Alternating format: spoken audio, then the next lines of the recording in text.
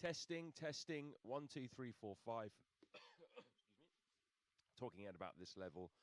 1, 2, 3, 4, 5, 6, 7.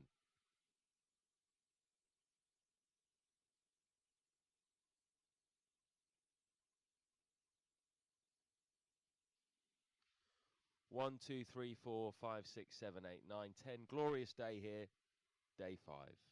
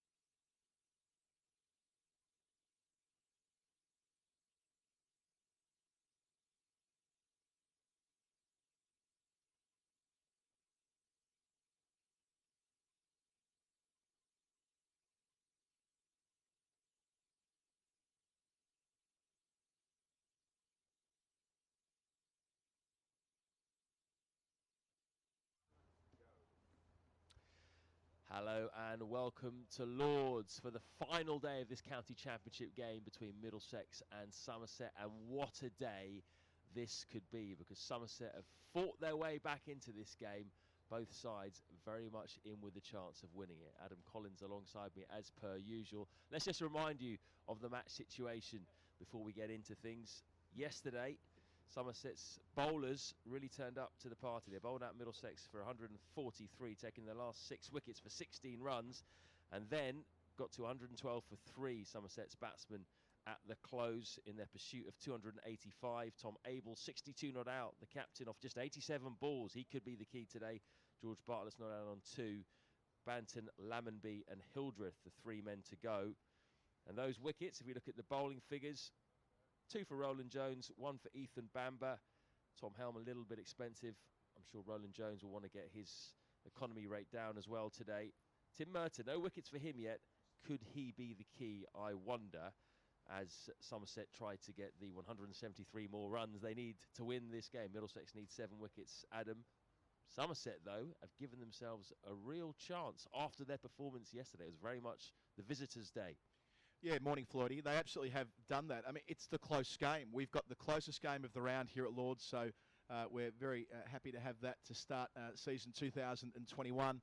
And that's purely on account of the fact of how well Somerset bowled when they arrived back yesterday. They took 8 for 56 in that first session, which meant they gave themselves 285 to chase instead of, say, 330 or 340 or 350, which they might have expected when they returned yesterday. And sure, I mean, they've lost 3 wickets already in pursuit of that tally, a couple of leg before decisions which went the way of Toby Roland Jones and frustrated Somerset fans, but that's the way it goes. And look, Tom Abel's still there, the captain, unbeaten, having passed 50. He looked fluent yesterday, played his shots. I like the disposition he took throughout. He realises that it's going to be a hefty chase. He'll have to do the majority of the heavy lifting himself, and that means he needs to play his shots. And even when they lost wickets in that middle session before bad light and subsequently rain stopped play, he kept trying to drive down the ground and was doing it quite nicely.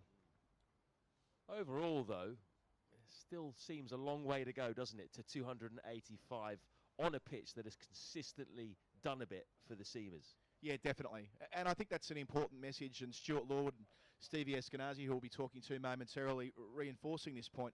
Middlesex are ahead in this game. Runs on the board, 285, plenty still in the track. A fantastic wicket this week, first up, it must be said. There's been ample there for bat and ball. But you would say that having ripped out the top order in that first session, they're a wicket or 2 away from the all-rounders and then, of course, the bowlers. And sure, it was a Somerset lower order, especially the 10th wicket partnership between Delanger and Leach that they put on 83 to salvage that first innings for Somerset. But you don't want to bank on that. It needs to be Bartlett and Abel, and then Davis, and then I suppose Overton and Gregory thereafter, who do the majority of the work if they're any chance of getting to 285.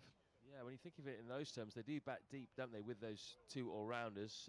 How about Middlesex then? What's the mood like in the camp? Well, I can tell you it's very upbeat if you go by the captain's demeanour. I spoke to Steve Eskenazi earlier today. Steve, are these the kind of days that you live for as a professional cricketer? Everything's on the line on the final day. Yeah, absolutely. We waited long enough for this moment. We spoke a lot in the pre-season about coming out here and making a statement. And I think coming out here and beating, what were the second best team last year in the competition on our home turf would be one of those statements. We worked incredibly hard for this moment. We played some really, really good cricket this game. I think we would deserve to, if we play really well for 3 or 4 hours today, have a beer up in the changing room with a win under the belt. Let me take you back to yesterday then, before we get onto the bowling. You were in a very dominant position, weren't you, with the bat, but you let them back in. What were your thoughts on the collapse? Yeah, look, I mean, it was phenomenally tricky conditions to bat yesterday under lights here early season against what is, a very decent attack. It can happen in 4-day cricket. Rarely do you drive the game for 4 days, and a side like Somerset were always going to come back at a particular point.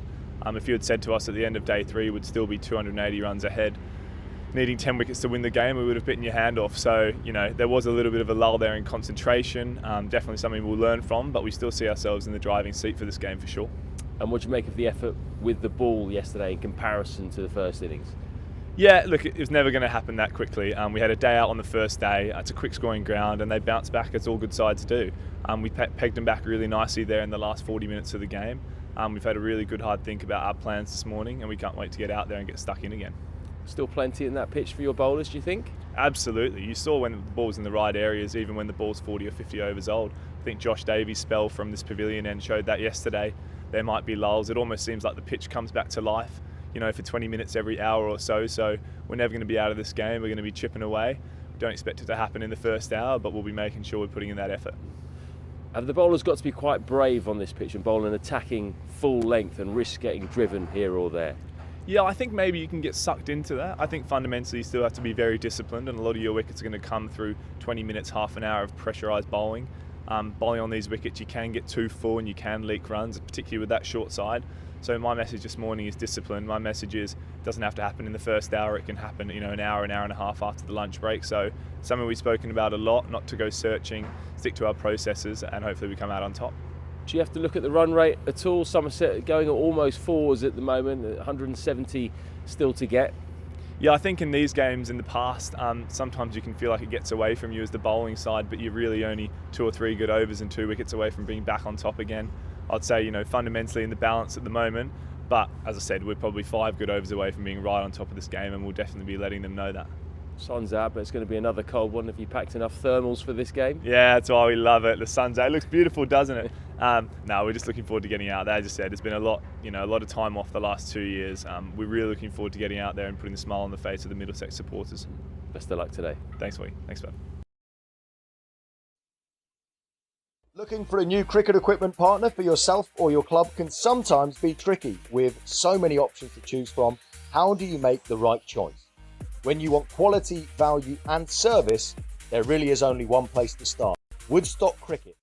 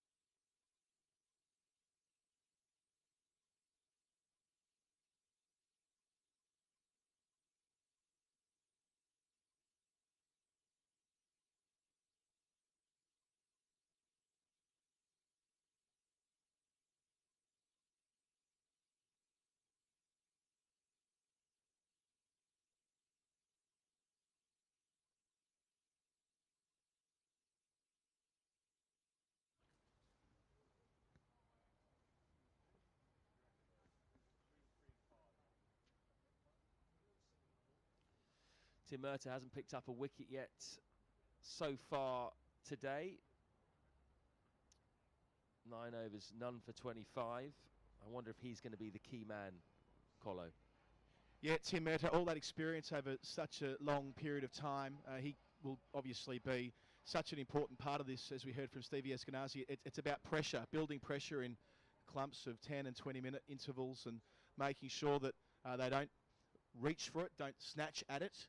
And I suppose that can apply for the fielders as well as the bowlers. And knowing that they've got 96 overs at their disposal, they've got a full day of cricket here, and making sure that they realise that it can all turn in the space of a couple of deliveries. So, I think that is the right kind of message. Plenty still in the track, Floydie, as he made clear as well. So, on the back of that, it feels as though they are in the right sort of mindset to take 7 wickets here on this final day.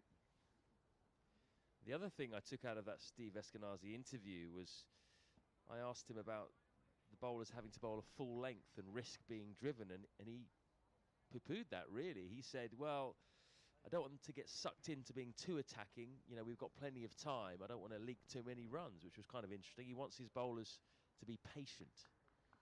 Yeah, it was the key word, wasn't it? We're going to see Ethan Bamber open up from the pavilion end, and he's a bowler who has patience in droves. We saw in the first innings 6 maidens in his first 7 overs, and yesterday was a fraction more expensive compared to that first innings, but of course collected a wicket with his first ball, that of Tom Lammonby, caught it first slip. It'll be Simpson up to the stumps initially too, which we've seen periodically.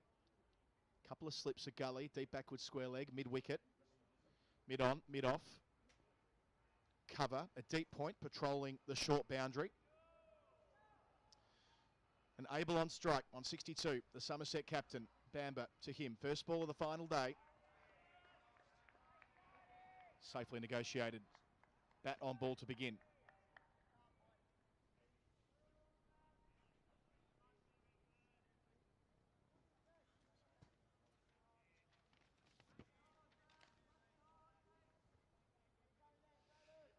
Tom Abel looked really fluent yesterday. 62 not out off 87 balls. Probably the most fluent we've seen apart from Sam Robson on day one. He's the only Somerset player in the top 6 who's got past 37 so far in this game. Yeah, amazing to think the biggest partnership in the game continues to be the 83 that Delanger and Leach put on for the 10th wicket for Somerset.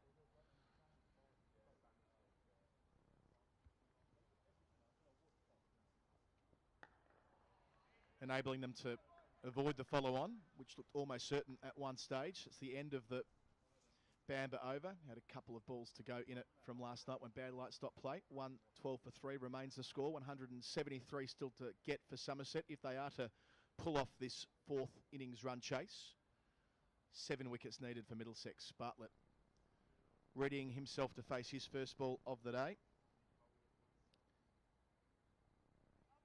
And sure enough, it'll be Tim Murtagh from the nursery end, the veteran attack leader. No wickets in this second innings, but he did create a couple of chances early on. One that was put down by Sam Robson before Tom Banton scored. 3 slips. Simpson again up to the stumps.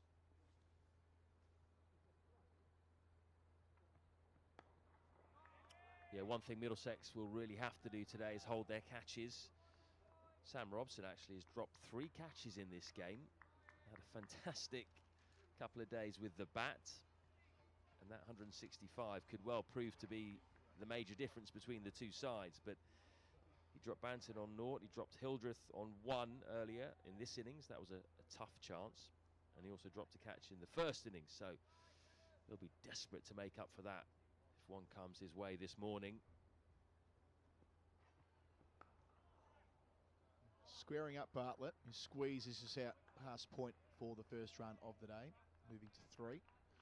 113 for 3 the score. So 172 runs away from their victory target of 285.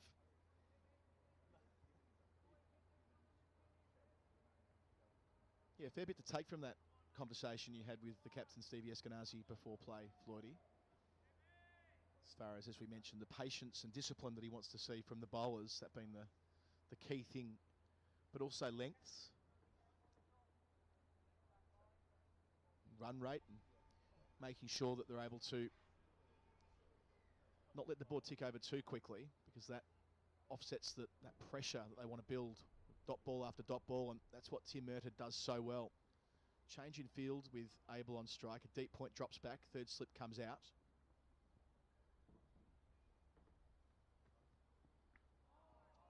Past the outside edge, didn't take long, Floydie, just 3 deliveries for the first time today. Murtagh beating the bat. I'm almost astounded really that Tim Murtagh didn't pick up a wicket yesterday in those conditions. Absolutely perfect for him. He's done it so many times, normally cleans up. You come to expect it from him. He was unlucky with the drop catch. Robson should have caught Banton. But I still feel he's going to be the key here. Sun's out, but still something in the pitch for him.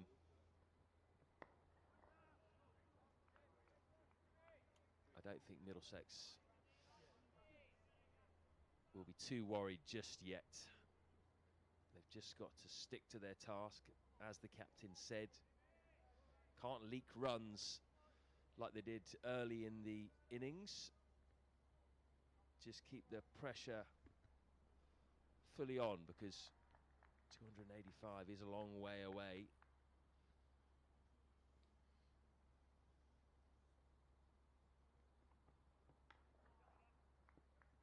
Another run out towards point. Abel's first of the day. He's 63.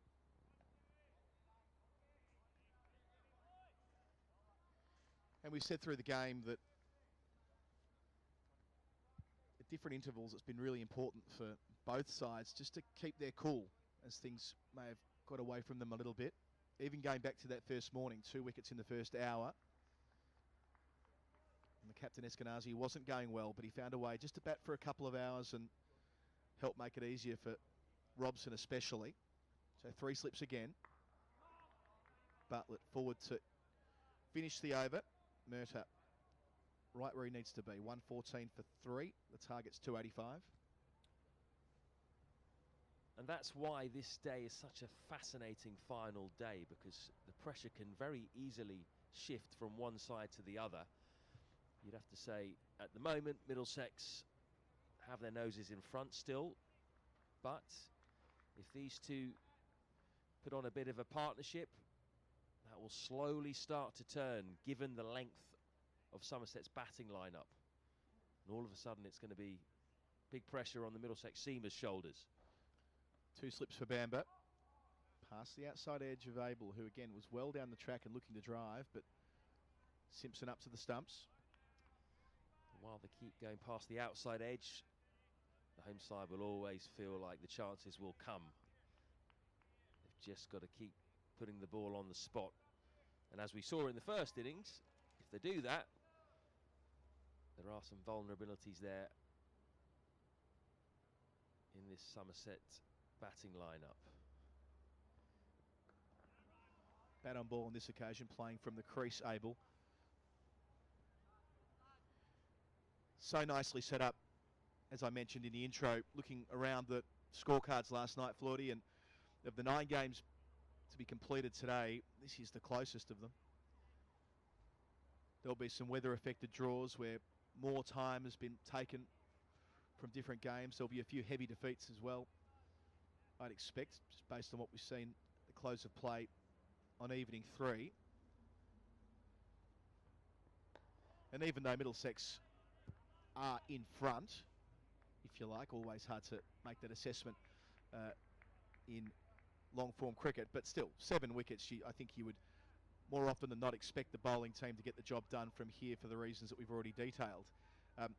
This is the closest of the 9 games in operation, so that is exciting. Crisp morning at Lord's, still very cool outside. We saw photos this morning of ice on the ground.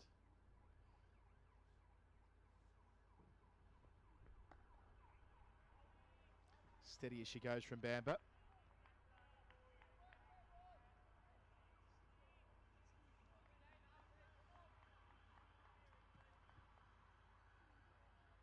It's still a far nicer day than yesterday, which was finished off by bad light, a bit of rain.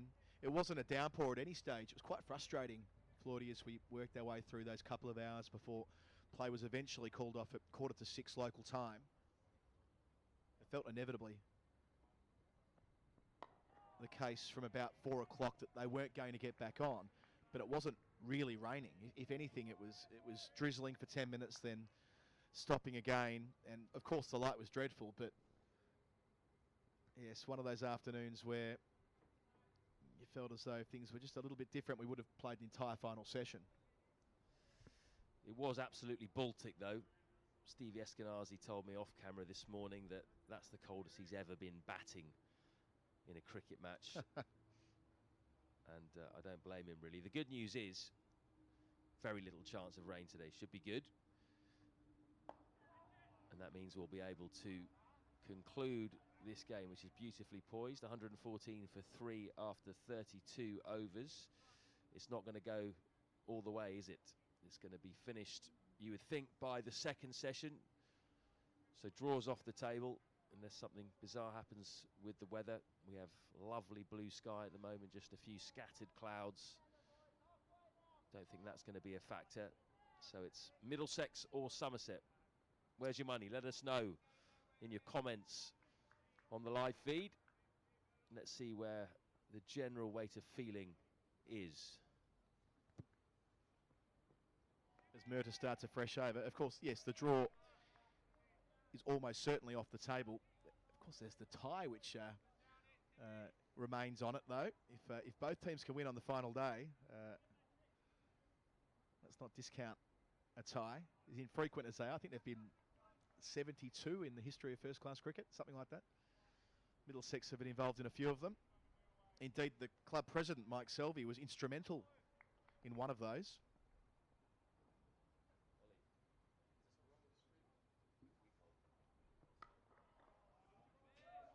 Again, through point, Bartlett collects a single, comes back for a second. Good assertive running from the young right-hander. He's 5, 116 for 3. 169 to go.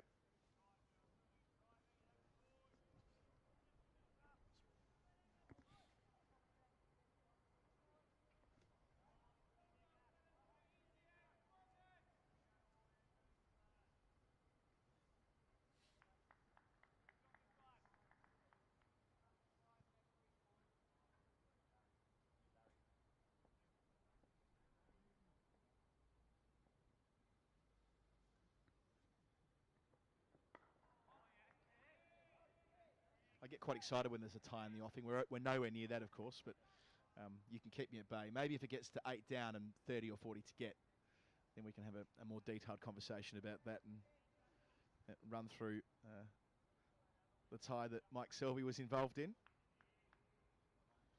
Fantastic photo of the final wicket as well, which we might dig out and circulate later in the day if it comes to that. But Middlesex still 7 away from victory, and for Somerset, 169 from their victory target. Good leave.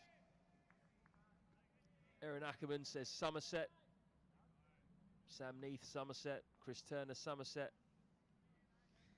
Come on, where are the Middlesex fans? To an extent, that reflects the comments that we had yesterday when Banton and Hildreth were both given out league before to Toby Rowland-Jones. Those comments ran one way as well.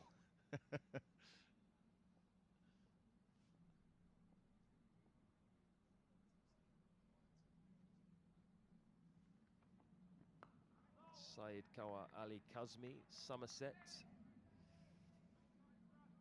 FSM, 40% for Somerset. I must say I'm slightly surprised. I think in this situation, if I was out there, I'd probably rather have the runs on the board. But that, as I said before, can change very quickly. Well, shall we do our own version of the CricViz WinViz percentage? I mean, we won't have the data points that they use to work it out. But we'll have a look at it. There's another delivery he's left through to the gloves of Simpson. Neatly taken up to the stumps, 116 for 3. Murtagh's bowled 11 overs, none for 29. Bartlett has 5, Abel 63. 169 away from that victory target. So I wonder what WinViz or something, one of those backward-looking measures would say in terms of percentage if we had that at disposal. I think it would be maybe the draw would be at 1%. The tie is always built in at 1%, I think, in a chase. So there's 98% to go. How many of those would you put in Middlesex's column, Floydie?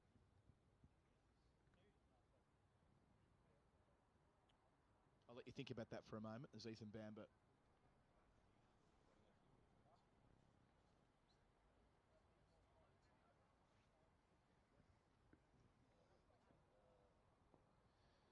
So Simpson now back with Abel on strike. Bamber's spell continues. His 10th over of the innings. 2 slips.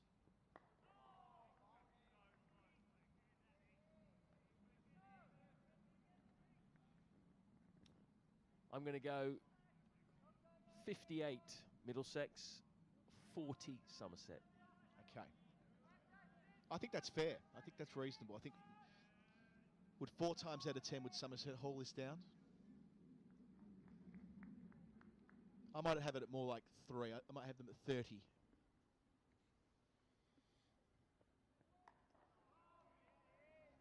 Based on the fact that when you look at the second and third innings of this match, Somerset 172, but that flattered them somewhat based on that extraordinary partnership for the 10th wicket. And then Somerset, or their Middlesex rather, were all out 143 the second time around. So that does reinforce that there's enough there early season. Aaron Ackerman sort of agrees with me. Somerset 37, Middlesex 61. Yep. Kai Broom 55 Somerset, 43 Middlesex. ITFC Alex, Somerset 54, Middlesex 46. The point is, these are all very, very tight, really, and that just emphasises what a good game we have here when you've got those kind of guesses going on at this stage in the game. It shows you just how on a knife edge things are. So Simpson back up to the stumps. Pushing off the front foot, getting himself a single. The captain moves to 64. 119 for 3.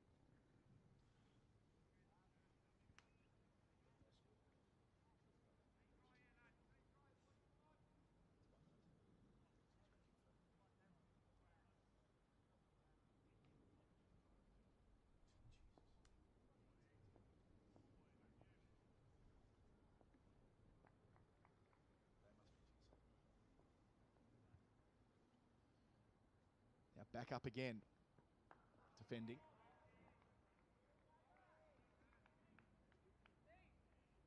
It's been a good start by Middlesex's two bowlers this morning. Haven't really given much away. Just bowled a nice, patient, good length in and around off stump. Probably just what the captain ordered.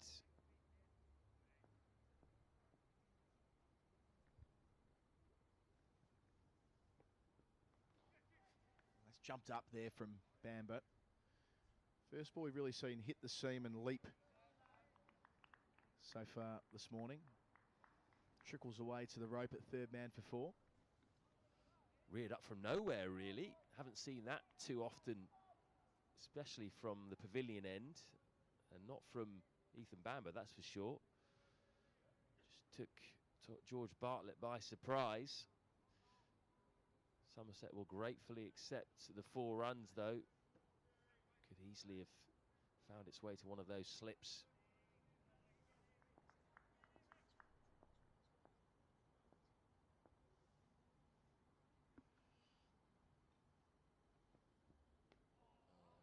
Bamber completes his over.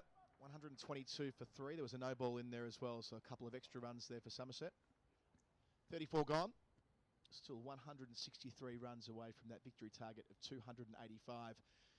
Adam Collins with you, Matt Floyd with me. Our coverage throughout the season on the Middlesex and Hart stream, thanks to Woodstock, changing the way people buy cricket equipment. woodstockcricket.co.uk. Thanks for their fantastic support making this enhanced stream possible. Hope you're enjoying it. Drop us a line in the comments there on YouTube. It's been good to correspond with you throughout the match. Or Murta past the outside edge.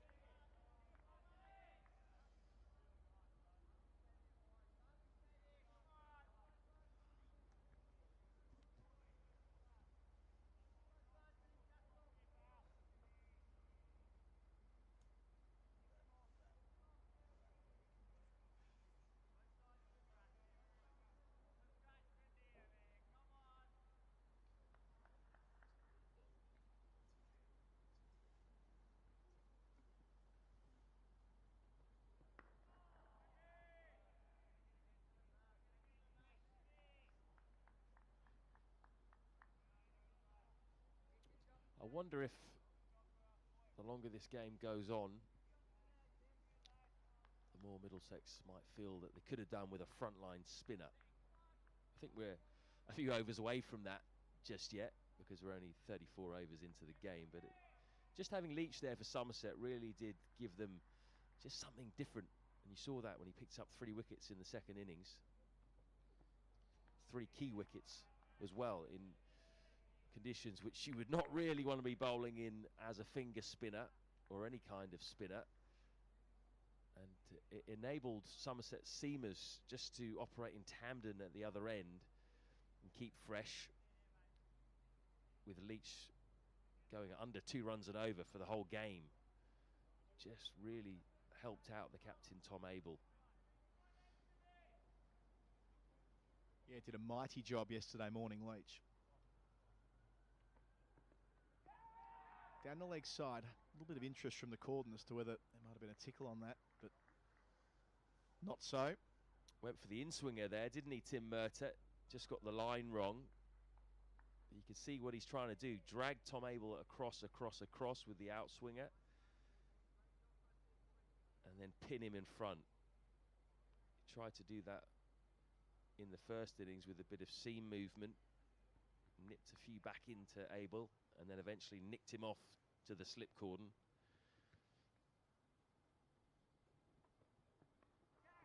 Finds the edge here, but run down quite neatly in the end. Another boundary for Somerset, 127 for 3. 158 to go from here. Soft hands from Abel. We've seen many runs going down to third man right from the beginning of this match.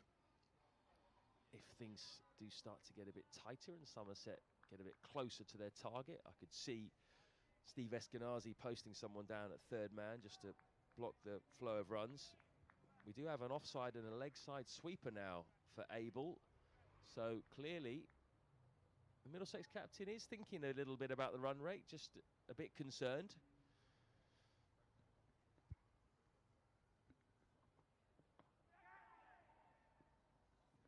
Right back on it, hitting the seam there, Murtagh. To complete his 12th over, none for 33. Abel, 68. It's batted really nicely, faced 109 deliveries. 127 for 3. The target's 285. Yeah, that conversation around the spinner, obviously dreadful conditions to bowl spin, especially yesterday. So all the more to the credit of Leach that he was able to bowl with such control and generate just enough spin and overspin, really, which was his main weapon yesterday. A couple of very useful arm balls off the index finger, which an important weapon for him through the winter in India especially. Very classy bowler. Did a job for Somerset and dragging it back. Bamba's turn to go again from the pavilion end.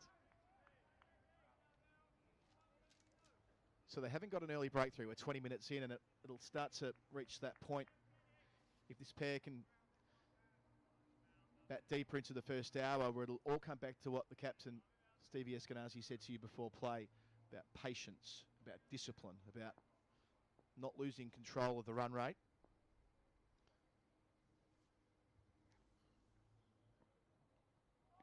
Oh, swing and a miss there from Bartlett. That was well outside the off stump. Bamba with the tempter, with 3 slips in position, not far from feeding one of them a catch. Sam Robson's got the hand warmers out. Definitely need him in these conditions. I think Middlesex will see Bartlett as the one that they can perhaps target here and open up an end. He hasn't looked that comfortable in either innings.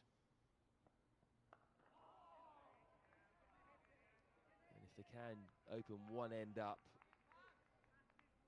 that'll give them a bit of confidence that they can start to make some serious inroads into this Somerset batting lineup. We've said it a few times, but it is on paper a very long batting lineup. Lewis Gregory at 8, Josh Davey 9, DeLunger, who scored a 50 at 10 in the first innings, Jack Leach at number 11. Nicely played off the back foot. Finds that gap through cover. Bartlett into double figures from his 36 delivery. 129 for 3.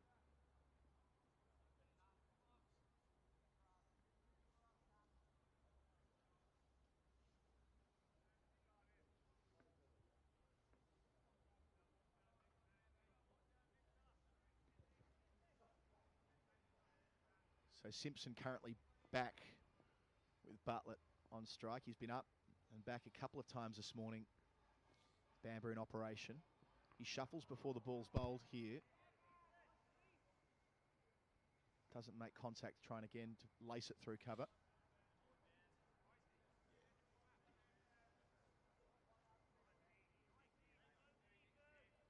Of course, Bartlett in this side at number 5 in the Bob Willis Trophy final last year. It was Eddie Byram that walked out at 5 and picked up a classy 100, made 117. Not in the 11 this week.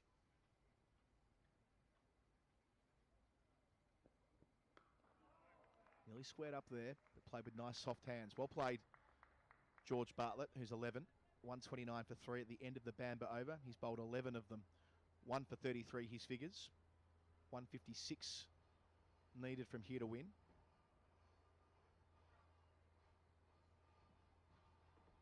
Yes, my understanding was it wasn't really Bartlett keeping Byram out of the side. It was more the returning Banton and where they were going to shuffle him in. Of course, he opened the innings here with Tom Lammonby. Made 37 in the second innings before he was Toby Rowland-Jones's first leg before wicket dismissal. Hildreth the other, and he was 11, and he was the other man who didn't play in the final last year, injured with that hamstring tear. Murtagh once again. It's been a really good innings this by Tom Abel so far. A real captain's innings under pressure. He's left the ball really well, but equally he's taken any opportunity to score. Any bad ball that's come his way, he's been quick to pounce on. His strike rate was over 70. It's still over 60 at the moment. Dropped down a little bit this morning. 68 not out. As it stands, he's not taken too many risks. He's not looked too troubled, really. He's played and missed a little bit early in his innings when it was very tough out there. But things have settled down since. Yeah, a couple of centuries last season for Abel. 119 in the first round against Glamorgan, and an unbeaten 101 against Gloucestershire. Got a couple of starts in the final, but didn't go on with it.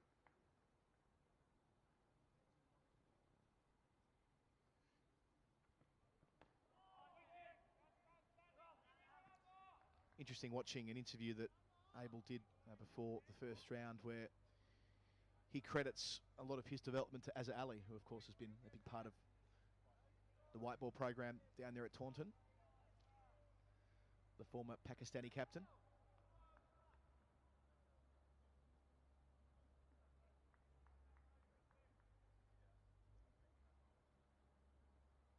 Abel, of course, was involved in the PSL this year before it came to a premature end. Well, there's the edge, falling just short of Robson. That came back in off the seam from Murtagh rather than the away swinger. It's a good bit of bowling, wasn't it, really? Just in that corridor where Abel had to play, and as you said, the ball was coming back into him rather than going away. So he really felt he had to stick the bat out. That could have easily have carried. Just dropped short to Sam Robson. Good news for him, though. He picked it up cleanly. Won't want to drop a fourth one in this match. Oh, and then he goes straighter. Clipped away, though. Well played, Tom Abel. Just waiting for that length, really. You don't get too many opportunities like that off Tim Murtagh. And then with the short boundary, no one out there, you've just got to hit the gap. Abel's 10th boundary, moving him into the 70s. Really nicely played to the shorter side of the ground this week. 152 to go. We're into the 37th over. Of course, 80 before the second new ball is due. A long way away from that, ending the 37th here is Murtagh. He's bowled 13 overs, none for 37, 133 for 3. Just purely, Floydie, based on the run rate they've gone at in this innings so far. If it gets to the stage where Middlesex are taking the second new ball, I suppose the majority of those 152 will already be accounted for. Which really does speak to, as you were saying to me off air before play, Floydie, the fact that Middlesex weren't able to bat for longer yesterday. Have that factor in their control as well. Yeah, I think if Middlesex don't win this game and Somerset chase this target down, And obviously they're going to look back at that second innings when they were skittled out for 142 as Tony Rowland-Jones gets ready to come on for his first bowl this morning. 143 rather. And that will be the key moment, because not only is it the runs, but it's the fact that they've not given themselves the chance with a second new ball in this game to have a crack at Somerset if things go awry. Can always be a crucial moment, that. So if they had about 310, 320 to chase, you think that would give Middlesex a lot more of a chance of having a go with that second new ball after 80 overs. Yeah, and I suppose the wickets yesterday coming as quickly as they did, they never really had the chance to put the foot down. The only player that looked like he might was Stevie Eskenazi, and then when he was caught brilliantly by Craig Overton, which really did change the momentum of the morning session. They lost 6 for 16 from there. Really big moment.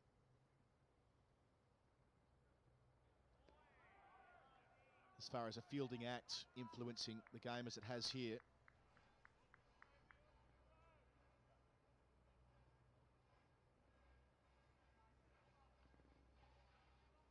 Really commendable the way that Somerset returned on that third morning. They were 228 in arrears. They needed to take 8 wickets. That's a potentially very tough third day, especially after the collapse they experienced on the second afternoon. But they bowled the house down, got themselves into this position where they're nearing the halfway mark of this chase, having lost just 3 wickets. Doing a very good job of transferring the pressure back onto the home side, who at one stage was so far ahead of this game, having made 3-1-3, and reducing Somerset to 89 for 9 before that extraordinary 10th wicket stand.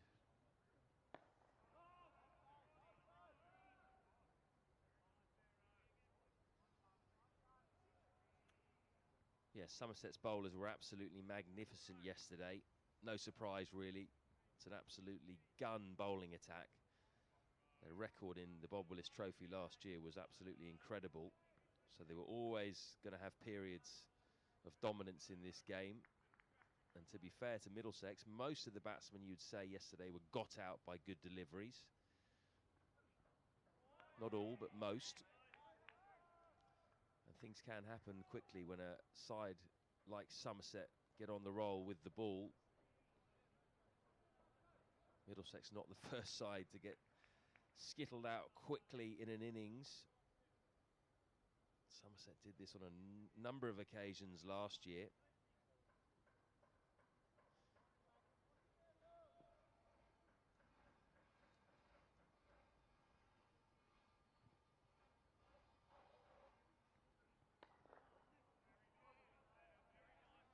Into the over, 38 gone, 134 for 3.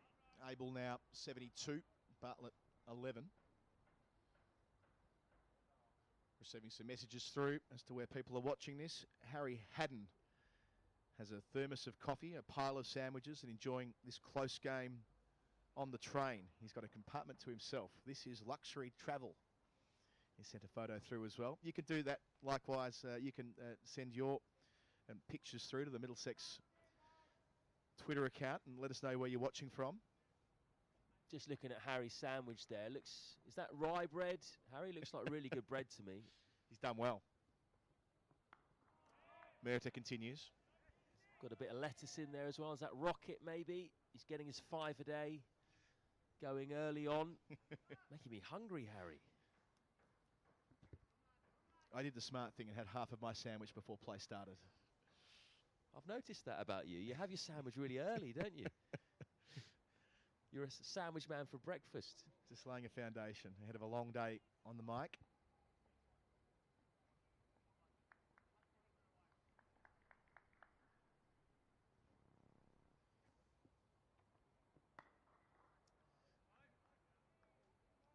Stephen Stratford has written in to thank the people behind the scenes for making the stream possible. Absolutely. A lot of people working on this enhanced stream. First round of it, of course, here at Lord's. All possible due to Woodstock Cricket. changing the way that people buy cricket equipment. Woodstockcricket.co.uk. Fantastic having so many people join us through the week. The better part of 150,000 people have tuned in through days 1 through 3. Well bowled, Tim Murtagh. Clever bowling. He just keeps slipping that one in occasionally, doesn't he? I think he feels both of these Somerset batsmen are LBW candidates. And it also helps him in terms of the other one too, ironically, because if they're thinking about the one coming in too, that increases the chances of them playing the wrong line and nicking to either keeper or slip as well. So hard when you've got a bowler who can move the ball both ways. Pulling hard at the deep backward square is Bartlett. Tall in the crease, moves to 12. 135 for 3. He'll be kicking himself a bit there, George Bartlett. That was a rare long hop, really, from Tim Murtagh. And he was pulling to the short boundary. Just had to hit that ball 3 or 4 yards either side of the fielder, and it would have been 4. But picked the man out. Martindale says he's watching on a 49-inch television screen. Well left. Which of course you can do now. You can, what they port your device onto your screen, or even use the YouTube app. Pull up Middlesex Cricket and away you go. Very different experience to what it was to follow county cricket just a few years ago, Floydie, when in terms of seeing pictures of it, you might get the stationary camera at either end if you're lucky. But great to be part of this enhanced streaming effort from Middlesex County Cricket Club. To complete the over here, Murtagh. Abel defends into the onside, so 135 for 3. They need an even 150 from here. The finish line is 285 for Somerset. 87 overs left. A lot of time in this game. In reality, we won't need 87 to reach a result. Very unlikely that we'll have a situation where Somerset are batting out for the draw. 41 overs until that second new ball. So again, with 150 to win, that's unlikely to be a factor. Unless we get right to the very bitter end. Roland Jones to the crease, starting his second over of the day. Nice drive from Bartlett. Straight to cover. Gubbins in there making the diving stop. I think the Somerset dressing room will be very happy with what's transpired over these first 37 minutes or so. Abel looking very assured. Bartlett less so, you would say. Played and missed 1 or 2 times, but overall, it's not doing a whole load so far this morning.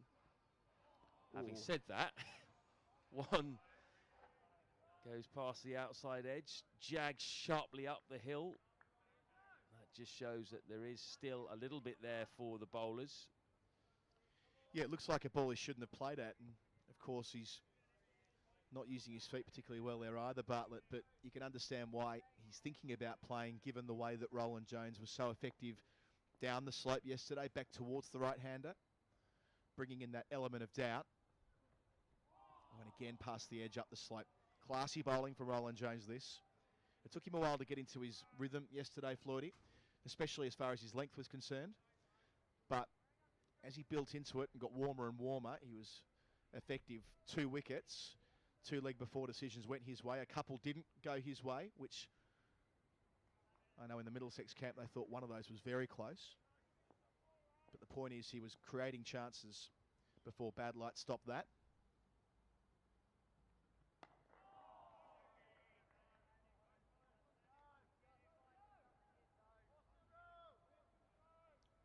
Yeah, he's noticeably been quite full since he started this spell, and that's when he was most effective yesterday, when he pitched the ball up just a little bit more. Got those 2 LBW decisions, which were borderline. A few Somerset fans not happy with both the Hildreth and the Banton LBWs.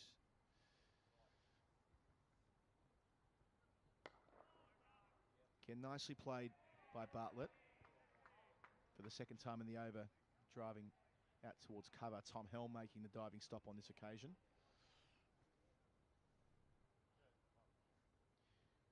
I suppose the second new ball could be influential if we get to the stage where Middlesex have taken 4 or 5 wickets from here, and there might be, say, 20 runs left on the board for Somerset to get when they hit the 80 over mark. Of course, games tend to speed up when the second new ball's introduced. Roland Jones on leg stump, clipping to mid-wicket is Bartlett. End of the 40th over, so we're halfway through this first ball, if you like. A maiden over that. 150 to win, 135 for 3 Somerset, with Abel now back on strike on 72, Bartlett 12.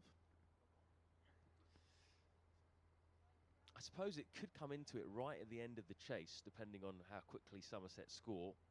40 overs to go until that second new ball is available. So if Somerset score at 3 runs and over from here, it's 120, gets them up to 255. So that's still 30 to win. That would be fascinating, that scenario. 7 wickets down or so, say. New ball in the hands of Tim Murtagh and Ethan Bamber. That really would be the bumper finish that we've all been waiting for. It'll be then that I can start gibbering on about a tie. That'll be the mark. If we get to the second new ball and there's a couple of wickets and maybe 20 or so runs left, then that might be the right time to have that conversation. But yes, 23 runs added this morning, no wickets across the first 41 minutes. The sun just hides behind the cloud now as Murtagh turns and bowls again. Down leg. There's runs there, 4 of them. Abel just shuffling across, helping it on its way. He moves to 76, the Somerset skipper, with his 11th boundary. 139 for 3, a rare loose delivery from Murtagh. He's picked the bowlers well off his legs. Maybe that was about sort of middle and leg line. And whenever he has Tom Abel, he's either got it fine enough to beat the man out at fine leg, or he's gone the other side of him.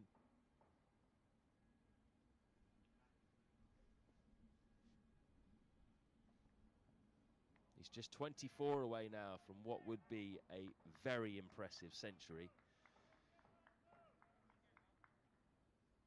Especially given the fact that he's not had the ideal pre-season. He had to isolate both in Pakistan and in the UK when he got back, having caught COVID at the PSL. Didn't play in the PSL either. A frustrating tournament for him.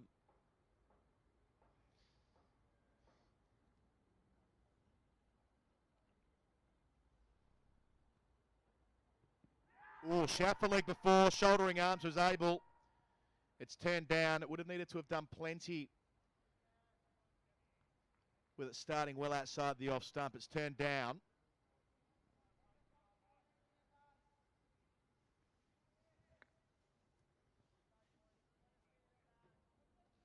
I think he got a big stride in, didn't he?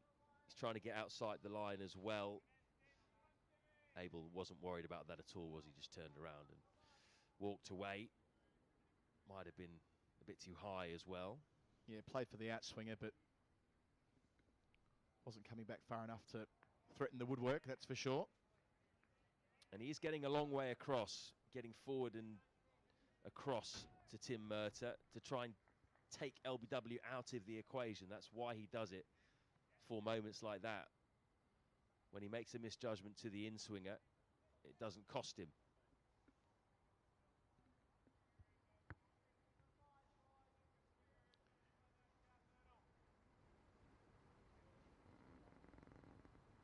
As the sun returns, working across the ground as Murtagh arrives.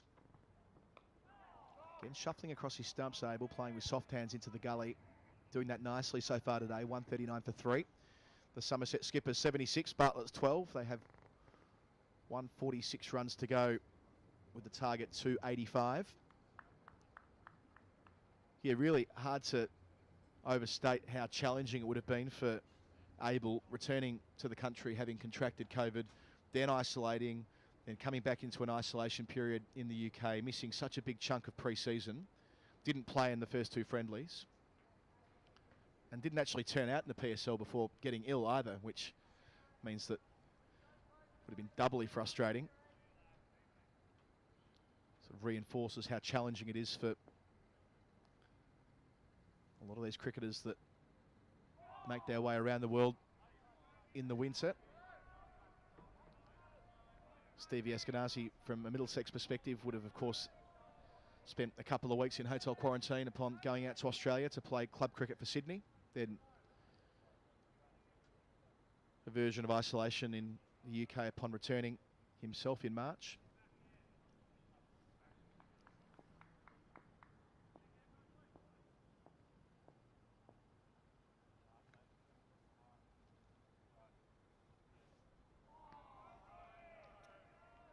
You feel as though things just starting to happen for the Middlesex seamers in the last 2 and a bit overs, 3 overs. Roland Jones got a couple to go up the hill in his previous over to George Bartlett, beat him. And then Murtagh just getting his in-swinger going, causing Abel 1 or 2 problems.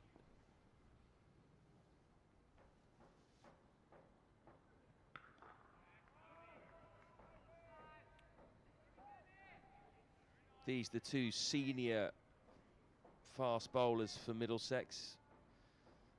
And even though Roland Jones has been out for a long time, I think they'll still be looking to him to be one of the men to make a big difference today. He was the man who cracked things open for them yesterday with those wickets of Banton and Hildreth after a good partnership between Banton and Abel of 78.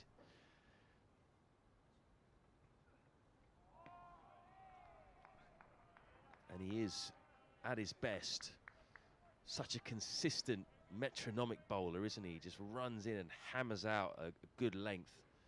That's his natural delivery, his natural strength. Hits the seam regularly. Not a big swinger in the air, more of a seam bowler. Big strong guy as well.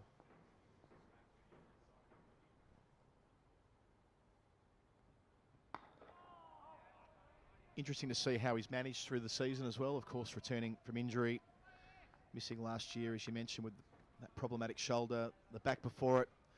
These rounds one after another. Not a lot of respite in the schedule.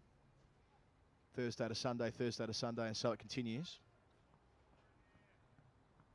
Getting a lot of rounds away early in the season before they break for white ball and return for one single round in July. And oh, there's an outside edge. Bartlett runs it down to third man for 4. It was a genuine edge, but again, soft hands. It's been important this morning from both of these right-handers to take the weight out of the bottom hand and make sure those edges don't go to hand in the cordon. 143 for 3. They've passed halfway, Somerset. 142 to go, 143 in the bank already. They've lost 3 wickets, but Abel, the captain, is 76, and Bartlett just working into it here on 16. It's got to be a little bit careful though, Bartlett. That was similar to the 2 deliveries that beat his outside edge in the previous Roland Jones over. His feet didn't go anywhere really, just jabbed at the ball with his hands. That time he got the edge, but he did well to keep the ball down, found the gap and picked up 4. But he does that too often, it might come back to bite him. Interesting, we're seeing Ethan Bamber spun around to the nursery end, the first time that he's bowled running away from the media centre in this match. He's bowled exclusively from the pavilion end until this point. 11 overs in this second innings, 1 for 33. Collected a wicket with his very first ball, that of Tom Lammonby, pouched at first slip for a golden duck. Has a job to do here, bowling the captain Abel. 2 slips, a gully, leaving outside the off stump. Interesting move this. We know that Bamber tends to get a nice shape away from the right-hander, but they've been relying on that natural variation he gets down the slope. Now trying to, I suppose, exacerbate that movement by running in from the nursery end and try and find that outside edge. Yeah, definitely worth a try, isn't it? We saw with Somerset earlier in the match when Overton switched ends from the nursery to the pavilion. It worked out for him. So it's always worth trying new things. I think he was just about home there. Good bit of fielding in the end in the ring, but it was a good call. Yeah, good assertive running there from Somerset. Again, I agree. I think ultimately Bartlett was in his ground, but quick early call. Certainly not resting on the splice at the non-strikers end, looking for every run here. They've moved from 112 to 144 so far this morning. 50 minutes played. Simpson up to the stumps for Bamber, bowling to Bartlett. We saw that a little bit when Bamber was bowling from the nursery end. Now 3 slips.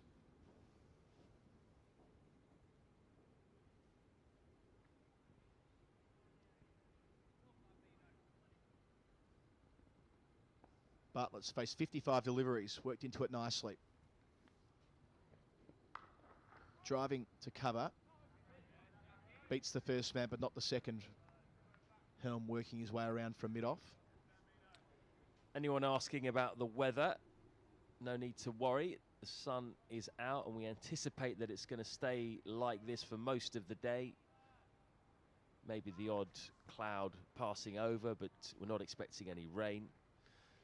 So this should certainly be done, this game, by tea time today. Driving through the offside and doing it really well, Bartlett. Bit of extra width. Got to the pitch of the ball. Committed to the stroke early. And strikes through cover point. He moves to 20. Somerset 148 for 3. This pair have done so nicely this morning. Yeah, perhaps one of the few very bad balls that Middlesex have bowled today. It swung a bit, that delivery, but it was a genuine half volley. He could throw his hands at it, Bartlett rather, and he connected extremely well. Overall, Middlesex haven't bowled too many hit-me deliveries like that. Interesting to see Bartlett shuffling both down and across towards the offside before the ball's bowled in order to negate the movement that Bamber naturally gets, as I say, away from the right-hander. Good, smart, modern cricket there from the young right-hander Bartlett. It's a tactic that both he and Tom Abel have used consistently in both innings, both to Murtagh and to Bamber. Similar type bowlers. Makes a lot of sense.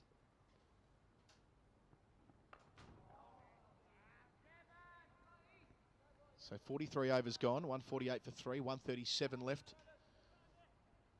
for Somerset with the victory target 285. Adam Collins with you, Matt Floyd with me. Our broadcast thanks to Woodstock Cricket, always putting the needs of the consumer first. Visit Woodstock Cricket for a bat consultation and buying process like no other. Jump on woodstockcricket.co.uk, take a look at some of their award-winning bats. Ask them about the club cricket sponsorship program as well. You can drop them an email at info@woodstockcricket.co.uk. It's that time of year as we ready ourselves to step out in club and recreational cricket. woodstockcricket.co.uk.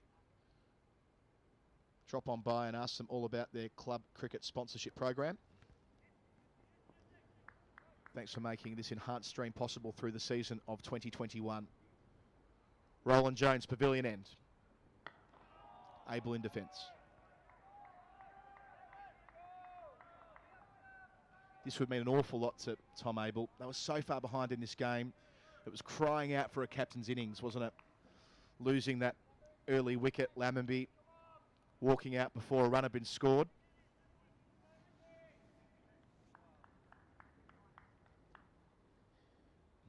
Here he is, 131 balls later, still doing his thing.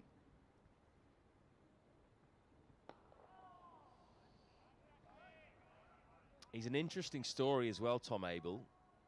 He's still only 27. He was made captain at the age of 23. And he's had to overcome quite a few initial doubts within Somerset over his suitability to be captain, whether he was too young, and it led to him getting dropped from the side because it affected his form.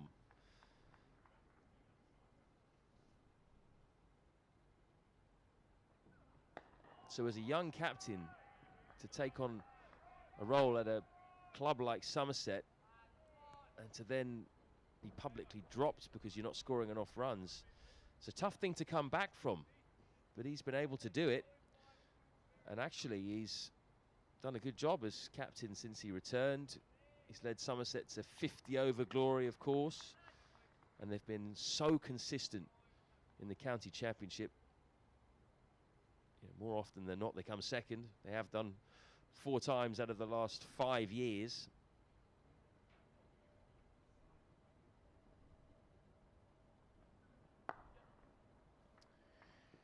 Again, off the hip, Abel profiting by 1, able to easily work it into the onside whenever Roland Jones goes a fraction back of a length. He moves to 78, 149 for 3.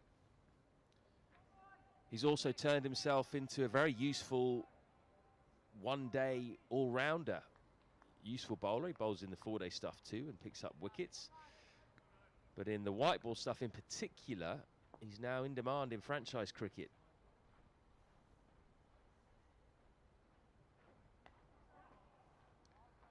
Edge of the bat, but it's going to be 4 more runs for Somerset. Much as it was in the previous Roland Jones over. Caught Bartlett in 2 minds there on the crease, but was able just to steer it down past the man at 3rd slip. Not necessarily where he intended it to go, but Somerset past 150. It's taken them 3 hours to reach that mark.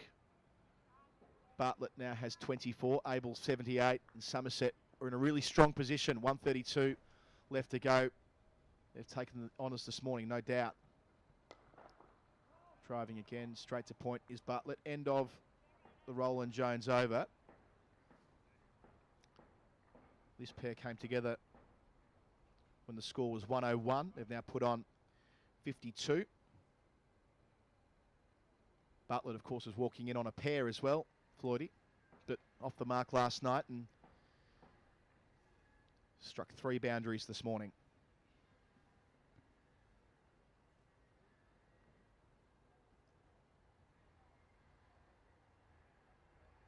They've just picked off the runs really effectively today, these two.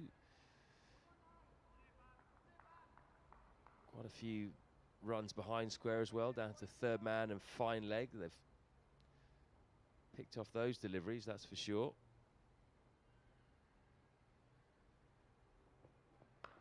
That's a lovely cover drive. Well stopped though by Roland Jones at mid-off. That saved 3 runs.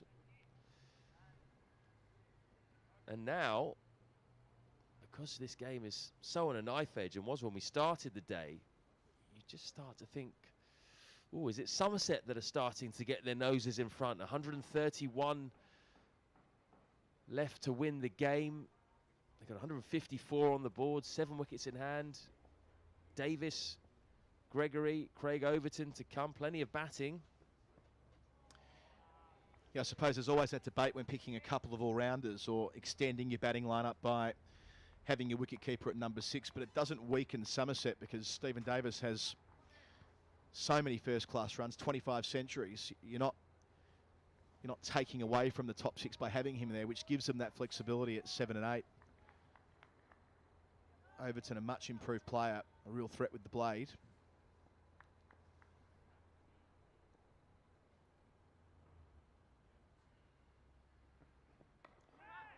Again through the offside, the deep point in position for Bartlett, who moves to 25. Was in the air momentarily.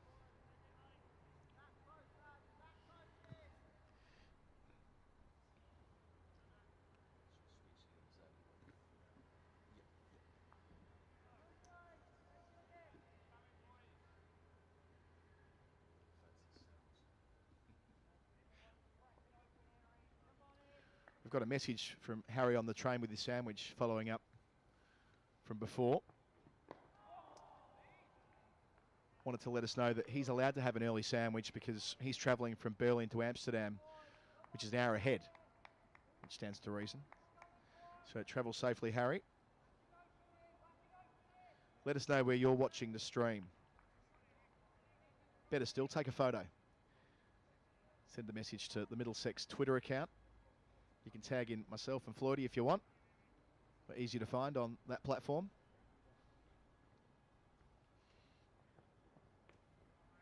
And feel free to include any photos of food as well.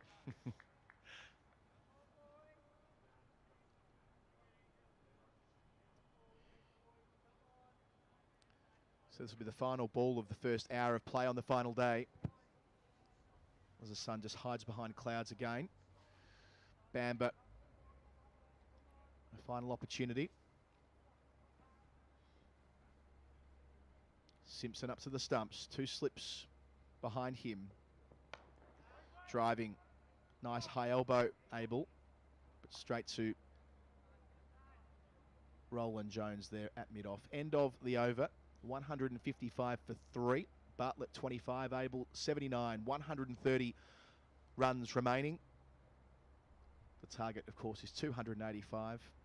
They started this morning at 112 for 3. So they've ticked over well, adding 33 runs in that first hour. Make that 43, I should say. Good arithmetic from me. As I hand the commentary bats on over to Matt Floyd to take us through to lunch. And thanks again to Woodstock, changing the way that people buy cricket equipment, woodstockcricket.co.uk.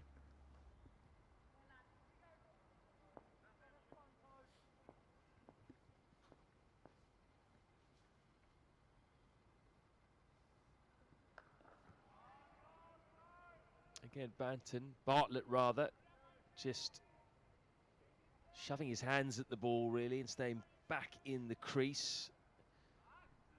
Edged 1 for 4 in the previous over like that. He's moved on to 25, providing good support here for his skipper. 54 the partnership between these two for the 4th wicket.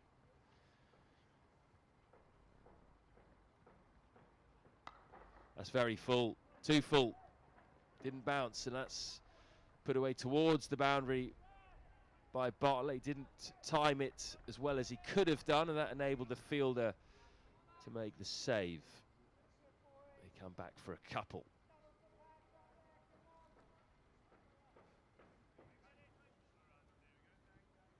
Almost looked like he was trying to bowl a Yorker there, Toby Rowland-Jones.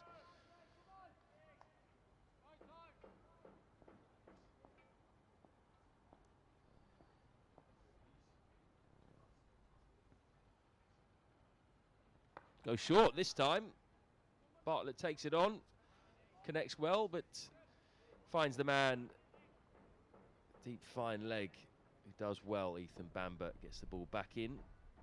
I wonder how nervous they are. That's Stuart Law, Stephen Finn, Alan Coleman. That's the Middlesex side of things, all sitting in the sun over in the grandstand. Yeah, having earned such a strong position in this game, to not get over the line from here would be a massive blow. And of course the reverse would be true for Somerset.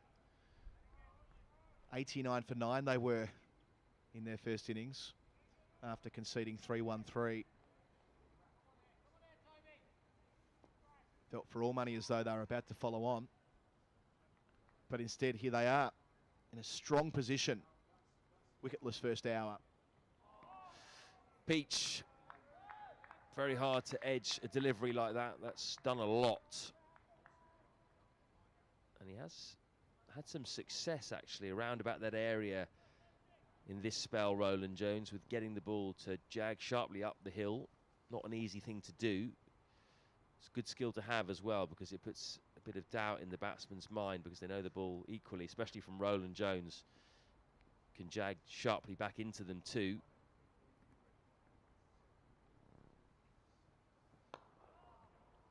Bat doesn't come down straight there.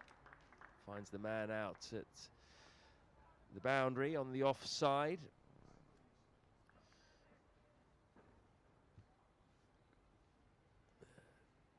Biting nails, feet twitching. That's Alan Coleman, bowling coach. He'll certainly be nervous. He'll feel as though it's his charges who need to deliver this win for Middlesex now. And Steve Eskenazi, the skipper at the start of the day, said he firmly believed that they would, and that there was enough in the pitch for his fast men. Absolutely, he said when I asked him the question whether there was still some help for them.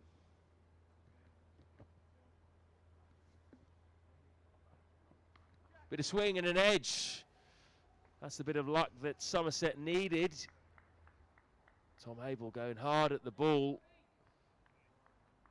and getting enough of an edge to send it wide of second slip.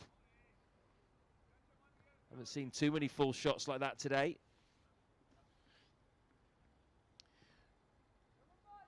We're almost into that territory that Eskenazi talked about pre-game, or pre-play today, I should say. If they weren't to take a wicket in the first hour, that they weren't to panic.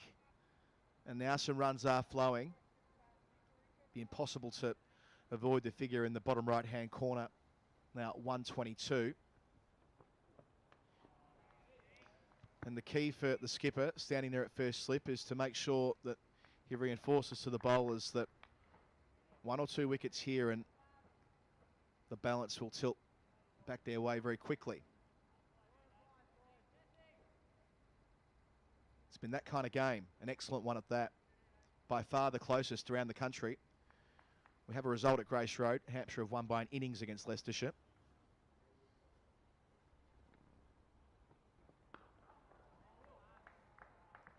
That game also in Group 2.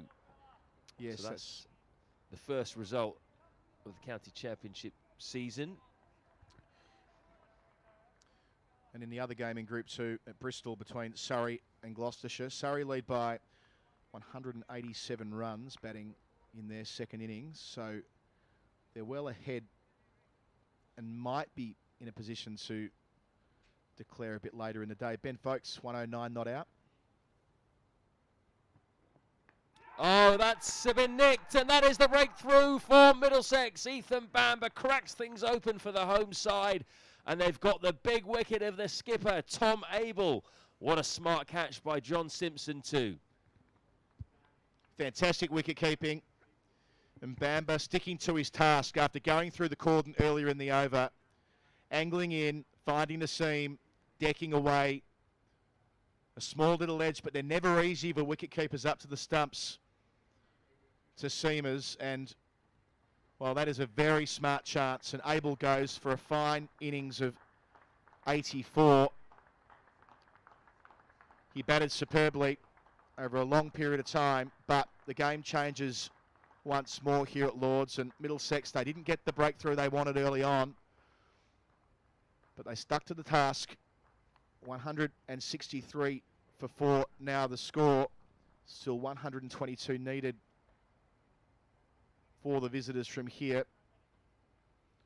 And the next man in is the wicketkeeper, Stephen Davis.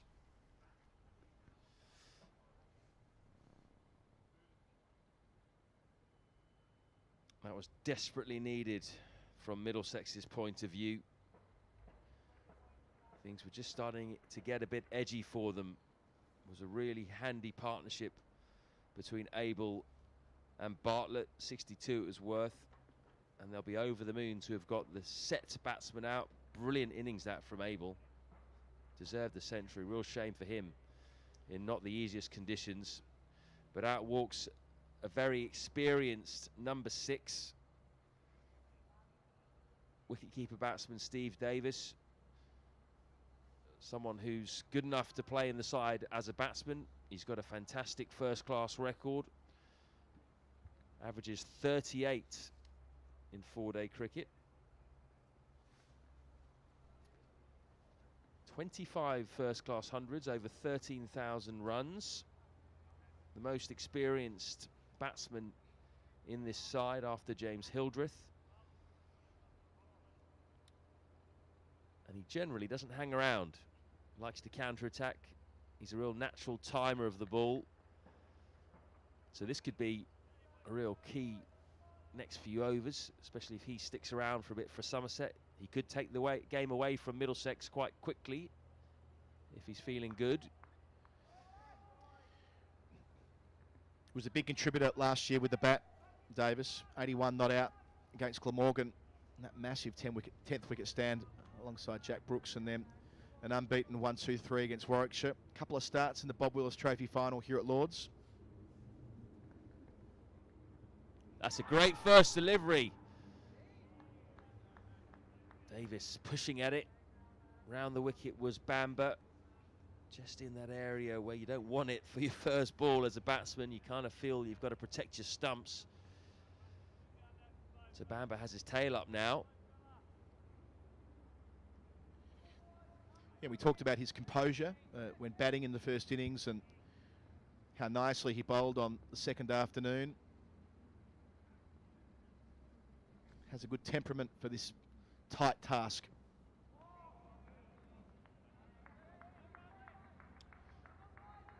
Bamber gets the breakthrough for Middlesex. 47 overs gone, 163 for 4 as Somerset. They need 122 more. Middlesex needs 6 wickets. Are we heading towards a really exciting, tight finish here? Certainly feels that way. Lots of people pouring into the stream now, which is just fantastic. Thanks to those of you who are with us for the first time through the course of the week. The Middlesex enhanced stream, thanks to Woodstock, changing the way that people buy cricket equipment. woodstockcricket.co.uk. Thanks for their support, making this possible. Roland Jones starting a new over. And yes, going around the grounds, specifically in Group 2. Mentioned Ben Folkes has passed 100. He's 109 not out. There with Jordan Clark. They've been going very nicely. They've put on the better part of 150 now for the 6th wicket. They're 191 ahead. Still 80 overs left on the final day. So maybe they'll look to declare around lunch and have a dart over the last couple of sessions. Important runs there for the England wicketkeeper, folks, to start his season. That's a Jaffa. Wow, really was. Toby Rowland-Jones has done that, I think, 4 times now to George Bartlett. This time Bartlett went forward, but Rowland-Jones is hitting his straps here.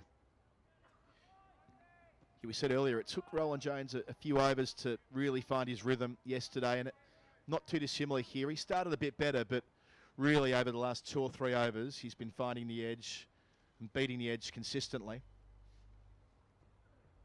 Bit shorter this time, enables Bartlett to pick him off to the leg side. The man from deep square leg comes in and they take the single. So Hampshire beat Leicestershire by an innings and 105 runs, finishing the job at Grace Road this morning. So Leicestershire followed on after making 202, and in the second innings they were all out for 305. 2 for Abbott, Muhammad Abbas and Brad Wheel. 3 for the leg spinner Mason Crane.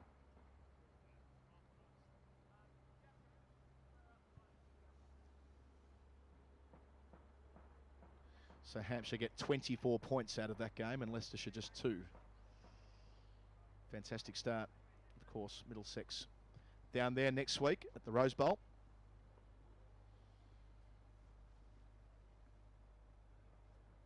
I think Mason Crane picked up 6 wickets in the match, actually, which is great going for a leg spinner in the first game of the season in early April. That is interesting, to say the least. Yeah, very good Bob Willis Trophy last year. Took his wickets at 14.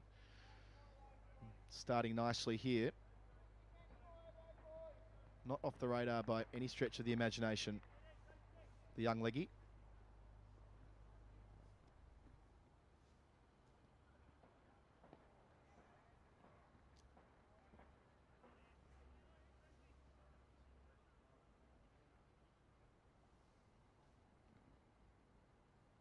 Yes, we have the close game at Lords.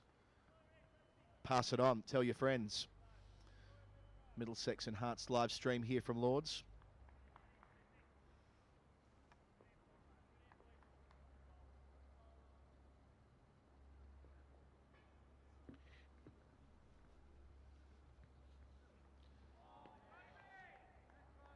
whether you're a supporter of Middlesex or Somerset, who are 164 for 4 at the end of the over, or a neutral, love your 4-day cricket. What better way to spend your Sunday afternoon than tuning in here at Lords and tucking into some early season action. Two teams desperate to drag themselves over the line. A great tussle across 4 days here at headquarters. And even though it's the first game of the season, there is quite a lot riding on this game.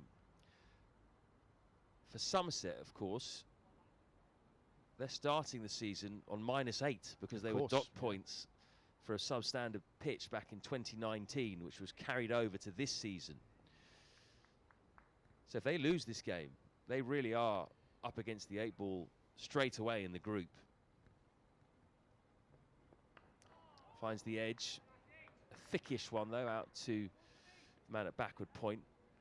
And from Middlesex's point of view, this would be a real feather in the cap, a real scalp if you can take out the side that have come second rather, 4 times in the last 5 years. That's a real statement of intent for a side that hasn't had the best of records in 4-day cricket since they were relegated from Division 1 back in 2017. This hits the pad and will go down for 4 leg byes towards the pavilion. Useful runs for Somerset. 117 to win now. Yeah, rare delivery from Bamber, just on that leg stump, outside the leg stump, and it kissed the pad and ran down fine. A man at deep backward square, but no one at traditional fine leg, so 4 runs it is.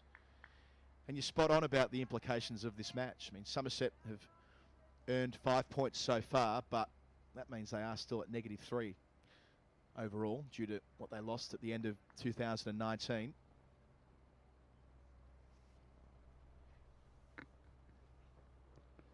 Down the track, and when it hits you on the pad, when you do that, you're unlikely to be given out, especially when you move outside the off stump as well. Yeah, real shimmy down the track from Bartlett, as he's been doing to Bamber from both ends. Yeah, as for Middlesex, I mean, very much in that second division in 2019, a long way from promotion. To go from there, if they can knock off Somerset, it would be a big deal.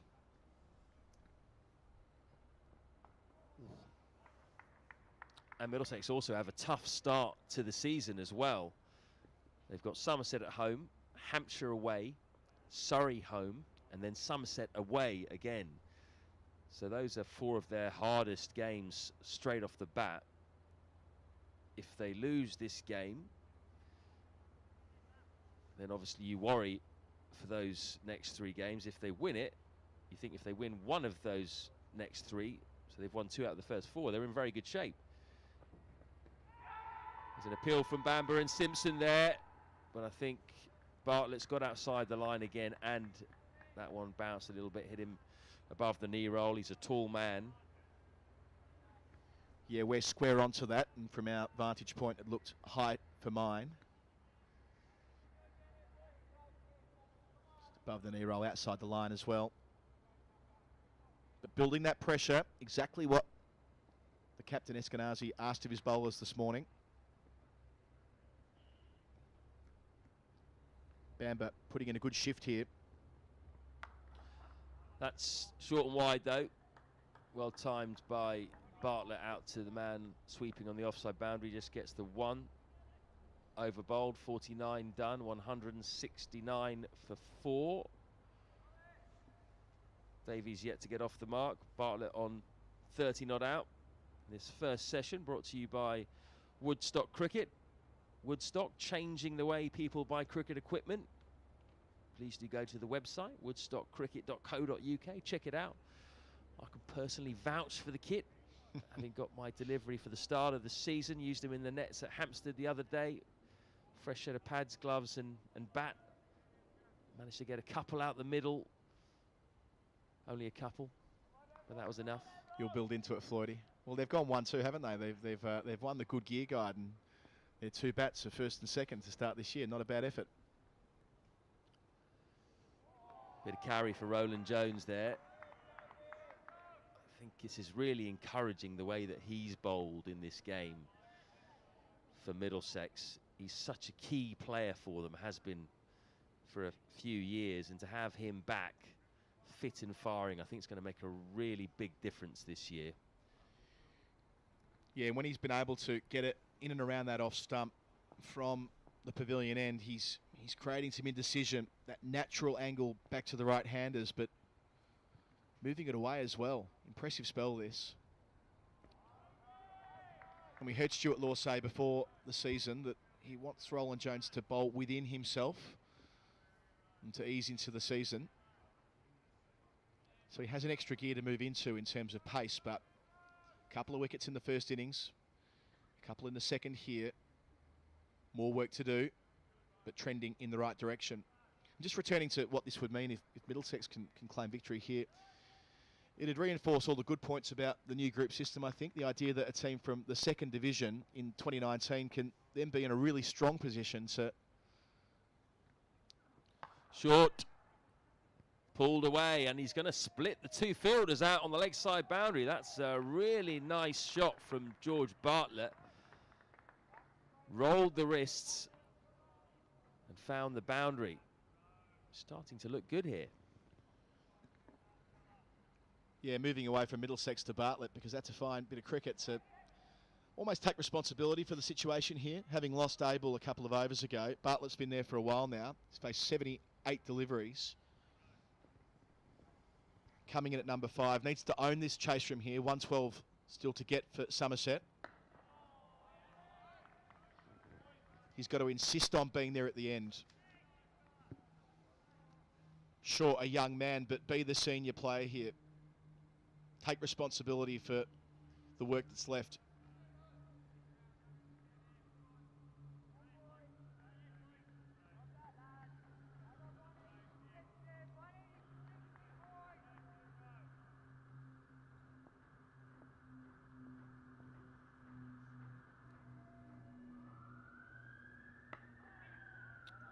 Well played. Good single, that. The only man in on the leg side is at mid-on. So plenty of space just to drop the ball and take the single. Keep the runs ticking over. That's what they've got to do, Somerset. Just keep chalking them off one by one. Done a really good job of that so far today. Just lost the 1 wicket in Tom Abel.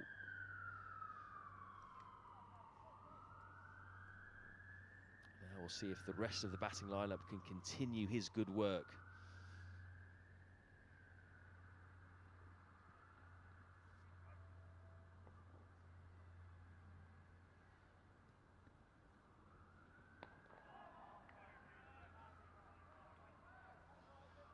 That's the over. We've had 50 now.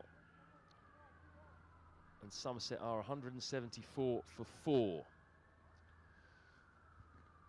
Robert Whitaker will be enjoying that. He sent us a photo of where he's watching the live stream. A Somerset supporter in Istanbul, in Turkey. Sent us a shot from the balcony, presumably of his apartment, looking out across Istanbul. You can do likewise. Send your photos to Middlesex_CCC. Looks like he's got a decent view there, Robert. Very nice. Can see, what is that, a mosque in the background. Lovely turrets you can see. Lovely city, Istanbul. I'm actually going to be flying through there on Wednesday on my way to Nepal to do a tri-series between Nepal, Netherlands and Malaysia. I'll only see the airport though.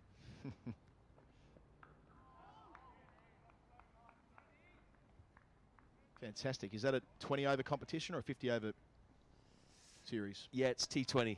Great. It's a week, so you get a game every day. They play each other twice each, and then you get a final. This is a format that we need to see more of in international cricket. I think I covered a tri-series in Zimbabwe a couple of years ago. Zimbabwe, Australia, Pakistan, all over in the space of 7 days. 6 group games and a final. More of it, I say.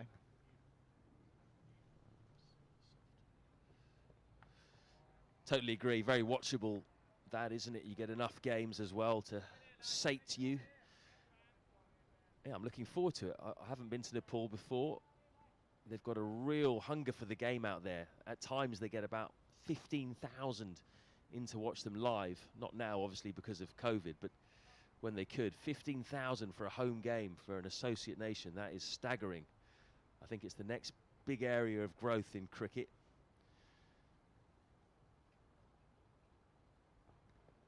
Oh, that was straight and clipped off the toes by Bartlett. Just the one, the man on the leg side boundary doing well, getting around quickly.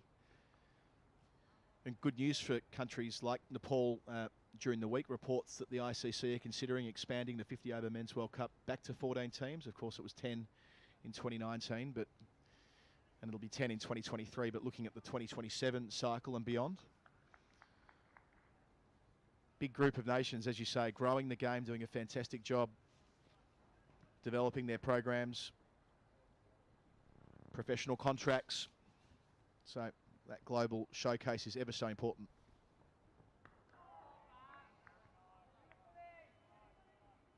Looking forward to getting a report back from Nepal as well. I've not been either and would love to get there for some cricket at some point. So fill your boots, Floydie. I know you'll be in sort of a bubble or something like that. It won't be the full experience, but you'll get a taste for it. Yeah, I'm not sure I'll be able to just wander the streets of Kathmandu at night, which I would love to. I'm not too sure, to be honest with you, at the moment. There will be a bubble in the hotel in the ground. Oh, that's a peach of a delivery, and that's out. Big appeal from Ethan Bamber around the wicket, and he's trapped Stephen Davis. He's done it again, the young man.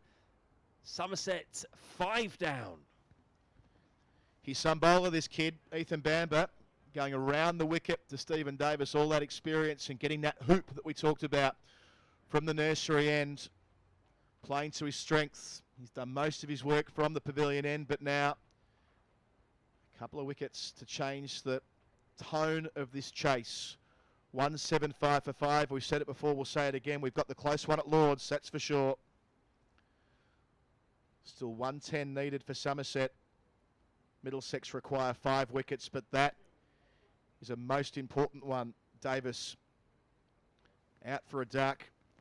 And now we get a look at these all-rounders. Overton and Gregory, both very capable with bat in hand. I suppose more to the point, Floydie, that responsibility on the shoulders of young George Bartlett. He's done a fine job this morning. Has to find a way to steer them to the lunch break without further loss. And just take some sting out of this after 2 quick wickets for the home side. Yeah, another perhaps slightly debatable decision. Difficult to get a wicket from around the wicket for a right-hander, right-arm seamer rather, bowling to a left-hander. It did hit Davis on the back leg though. Ethan Bamber was a bit of an interesting appeal. He sort of semi-appealed and then got into it vociferously. I think Simpson was more convinced behind the stumps. But either way, the experienced left-handed number 6 has gone for a duck, and we're into the all-rounders. The first of which is Craig Overton, who's certainly a handy batsman. He's got a first-class 100 before. Got a good record with the bat. That's why he's been promoted above Lewis Gregory in the order, coming in at number 7. Averages 21 in first-class cricket. They would love 21 plus Somerset from him today to support Bartlett. Yeah, he's a better player than a 21 average, Craig Overton, no question about that. The way that he played in the Bob Willis final last year, making 66 then 45.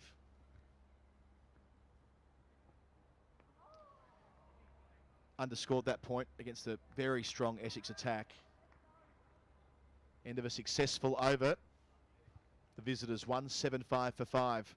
Their target's 285. The 2 wickets to fall this morning, both courtesy of young Ethan Bamber, who's had a fine game. 3 in the first innings, 3 of 5 to fall in the second so far. 29 overs until that second new ball is due, Floydie.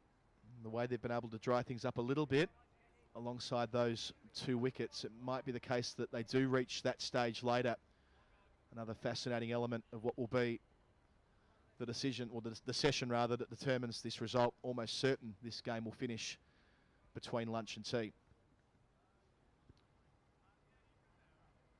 Another change for Middlesex. And again, this could be an important period. Tom Helm brought back into the attack, the fourth seamer. He was the most expensive yesterday, just 3 overs, but they went for 18.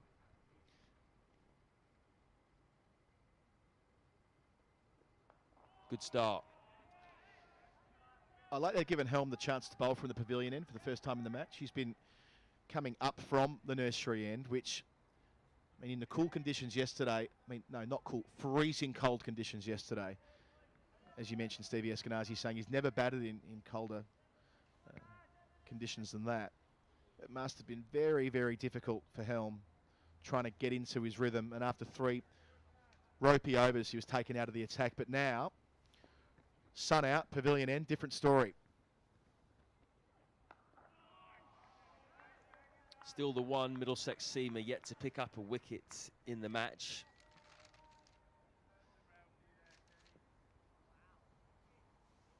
Got a lot of natural attributes though, Tom Helm. He's quick, he's tall, can move the ball.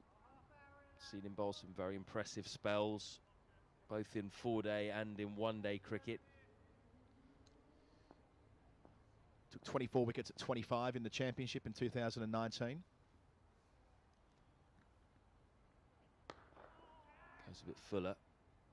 Gives Bartlett the opportunity to drive, which he takes, but finds Roland Jones at mid-off. Just one game in the Bob Willis Trophy. That loss against Hampshire. Took 1 wicket. Wasn't particularly influential that week. Had a better season with the white ball in T20 Fair. But he's been on the radar. He's been in those England bubbles they put together last year, the extended bubbles through COVID-19. That's a leading edge. What a bit of luck there for Bartlett. There is a third man in place, so he doesn't get 4 runs. But that could easily have found its way to second slip. He was squared up by Helm. It was a good delivery. Going away from the right-handed batsman. And it went in the air as well. Had there been a third slip, he might have had a chance of pouching that one. It's been a better start for Helm today than it was yesterday. Generally, the 2 taller, sort of hit the deck type bowlers in Helm and De Lange have been the 2 most expensive in the match so far.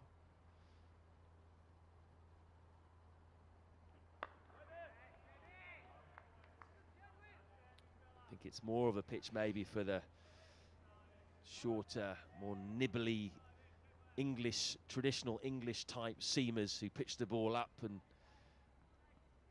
entice the drive and just get the ball to seam away a little bit or in.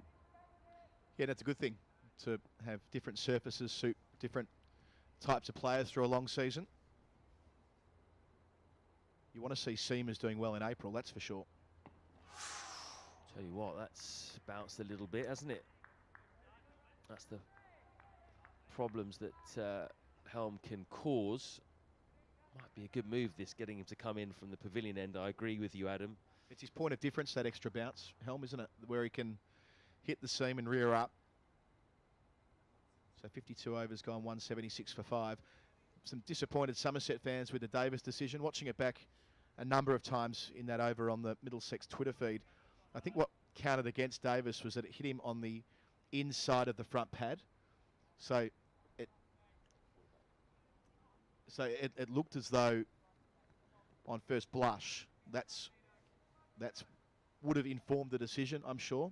Yes, it was doing plenty. It was hooping.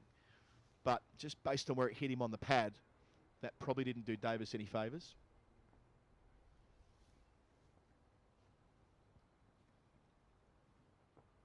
Swing. That's well stopped by the man at cover. I don't think it was a chance. Bartlett really connected with that full-blooded drive. Man at cover flew himself to his left.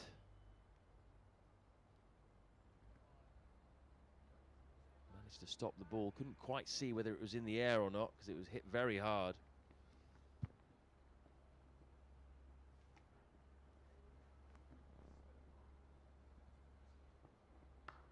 Similar, except this time punished. Very effectively that by George Bartlett. That delivery racing away to Stuart Law, who's walking around the boundary.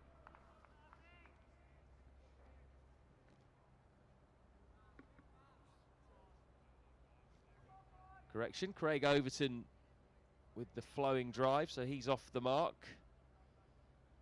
Fantastic way for him to do that. Absolutely laced that delivery through cover. Oh, that one seamed in. Wasn't too far away from the off stump. He's finding some swing in the air, Bamber, and he's hitting the seam occasionally. Yeah, the outswinger, then the off cutter up the slope. He may not have the pace, Bamber, but he's got the tricks. As you mentioned before, Floydie, at this time of year, that's rewarded on surfaces like this, which has been a very good one here at Lord's.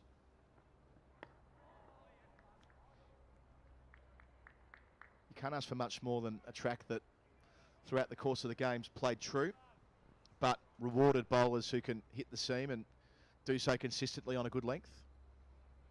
The seamers from both teams have profited from that.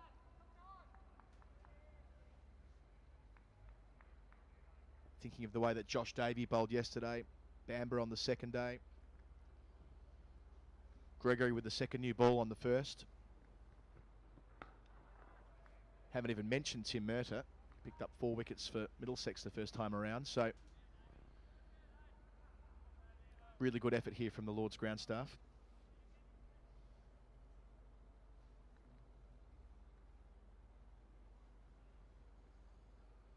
Definitely it's been tough to get runs, but not impossible, as Tom Abel showed today, falling just 16 runs short of his century.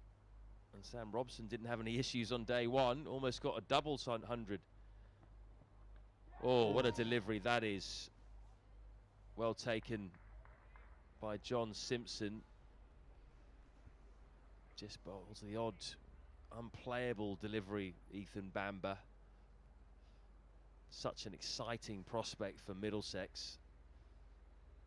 I said at the start of the day that I was expecting Tim Murtagh to perhaps be the key man in these conditions. But so far, it's been the young Ethan Bamber who's made the ball talk the most. Had he not picked up those 2 wickets, I think you would say that Somerset would have their noses firmly in front at this point with just 104 to get.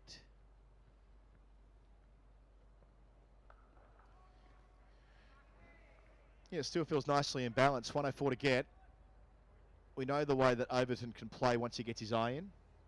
Lovely striker of the ball.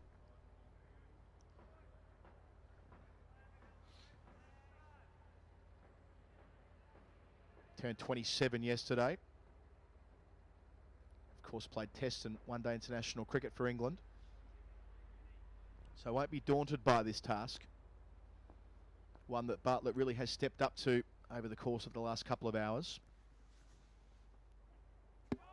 That's beaten him. Might have kept a little bit low, that one. In the previous delivery, we saw one delivery to Overton just rear up at him and whack him on the glove.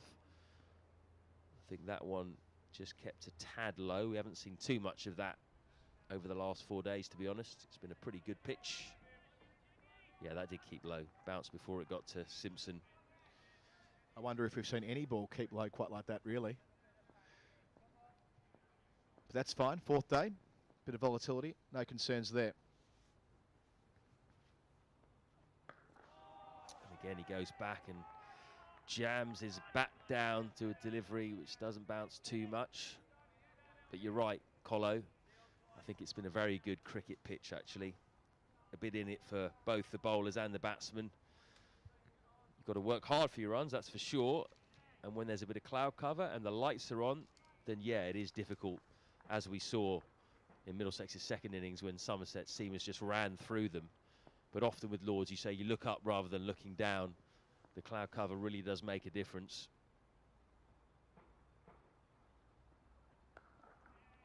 Quick single. Pretty easy in the end. And even though conditions didn't look to suit it, had it been 5 degrees warmer, it probably would have been a very good pitch to bowl spin on as well. Had Dilan Walalawita been available this week, he would have, I'm sure, had his hands been warm enough. I mean, it was a big challenge for Leach yesterday, having to blow into them after every single delivery. That would have added an extra element. And of course, that'll be more of a feature as we work our way through the season, as temperatures warm up.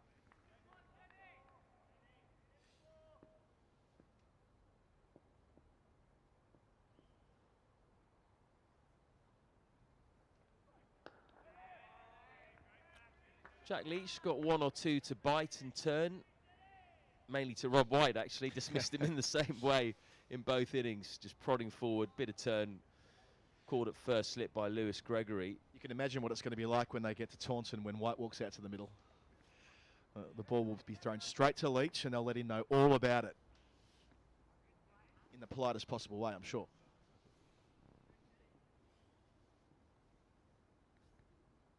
That return leg in May. Wide of the crease and a nasty looking bouncer. Overton in the end does well to get out of the way. That's the end of the over. 54 bowled, 182 for 5. In fact, it's fairly soon, isn't it, the return leg? We've got Somerset playing Middlesex at home in round 4.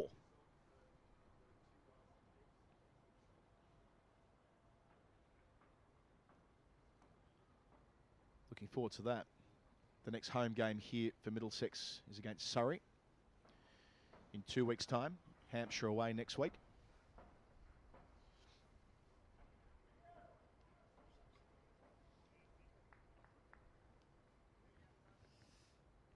Here he comes. The main man as far as this Middlesex seam attack is concerned, Tim Murtagh, 39 years young. That's a good start. Bit of shape for him. Just takes the inside half of George Bartlett's bat. Speaking of main men, there's one of Middlesex's main fast men as well. Stephen Finn, alongside Jack Davis. It's about double the size of him, isn't he?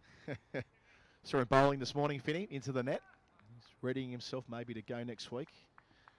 We'll see how they work through that rotation policy. Tell you what, it'll be hard to leave out Bamber if they were going to work through the younger guys.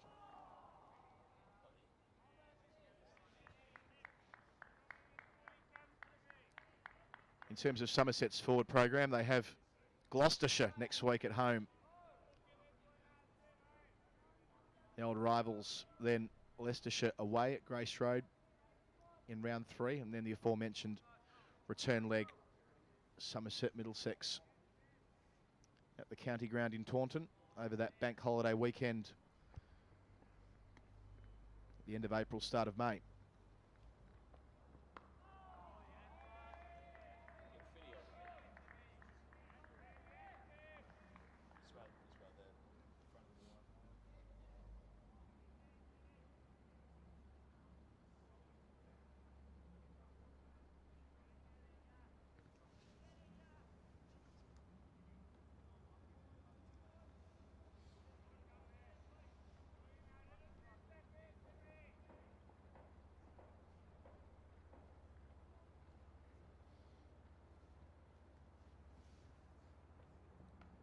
Oh, that's not where he wanted it to go. Thick outside edge from Bartlett. Just evades the man at Gully.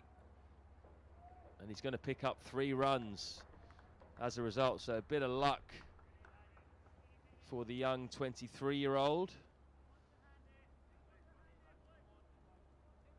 Could have had his heart in his mouth temporarily there.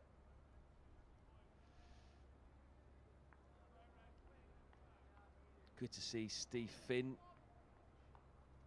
Not too big to do 12th man duty. Man of his experience and age. We'll see him, I'm sure, at some point over the first class season.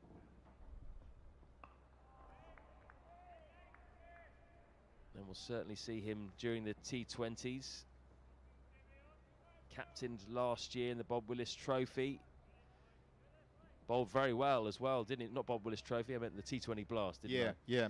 He bowled very well as well. He did, in the the wickets Blast. throughout, yeah. He was up there with the leading wicket takers in the whole competition.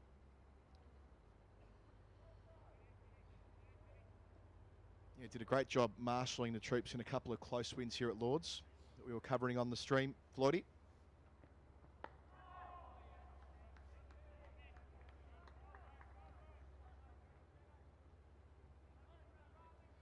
He's got his snood there, hasn't he?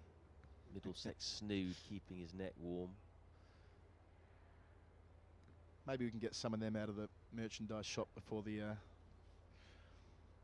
second game here against Surrey. As we said earlier on the feed, let us know where you're tuning in from. Got a watcher in Melbourne, in Australia. Chris Rogers, the former Middlesex skipper, he's watching at the moment. Of course, these days, coaches the Victorian state team, and Peter Hanscom, the captain, who will be out here soon, leading from round 3.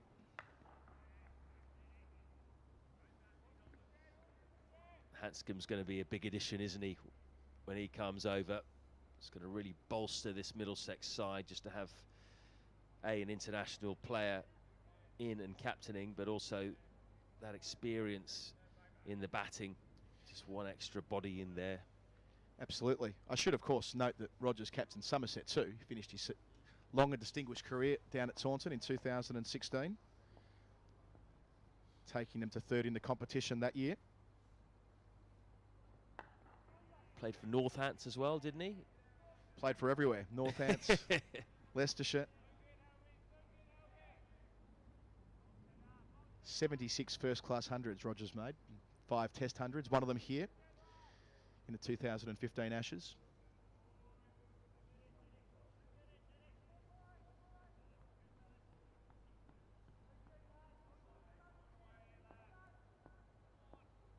But yes, very much looking forward to seeing Peter Hanscom when he takes the field here for the first time in round 3. Picked off. Just for one, though. Still a man out sweeping on the leg side boundary for Bartlett. He comes in for Craig Overton, though. So now, under 100 runs to win this game for Somerset. 99 to pull off what would be a very impressive run chase indeed. Long way to go, of course.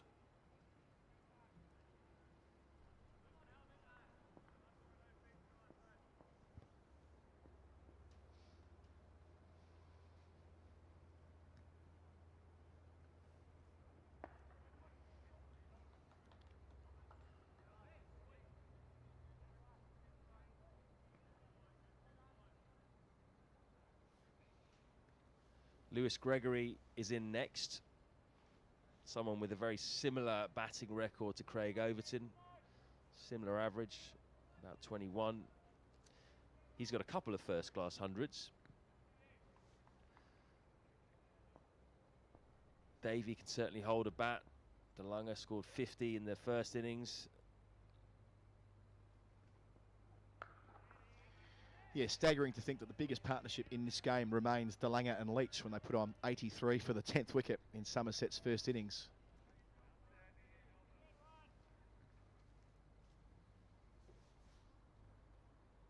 There can't be many games where that's the case. The 10th wicket partnership across 4 innings of a match ends up being the biggest. I tell you what, it'll be great, won't it, if DeLunger comes in with 20 to win or something like that, because he won't block.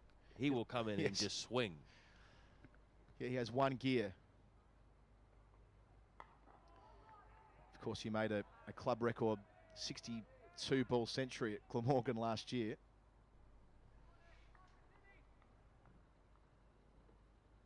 So about 10 minutes to go until the lunch break. Somerset will be desperate to get in, just 5 down. They played pretty well this morning, put themselves in a position to win the match, despite losing a couple of wickets and losing the set man Tom Abel. George Bartlett is now set, he's on 43, so that's a real bonus for them. I think they'll still feel just one good partnership away from winning this game. That's what Tim Murtagh does. Consistently swings the ball away, beats the outside edge of the right-hander. Yeah, I like it. Get Murtagh back in, back on before lunch. It really was a fine bowling change from Eskenazi to get Bamba on from the nursery end. 2 really big wickets to change the complexion of this chase for Somerset. And now back to the senior pro. A couple of quick ones before lunch.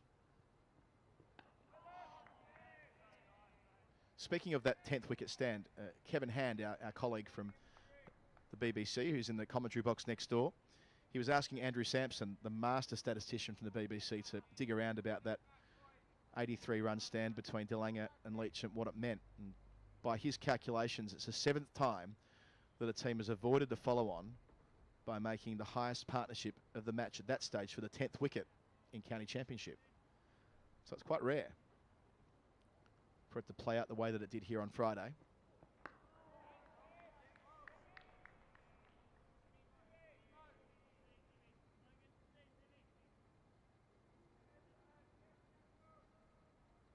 So at that point, 89 for 9. I mean, the follow-on mark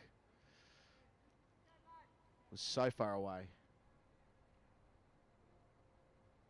72 away, I think it was, when they came together.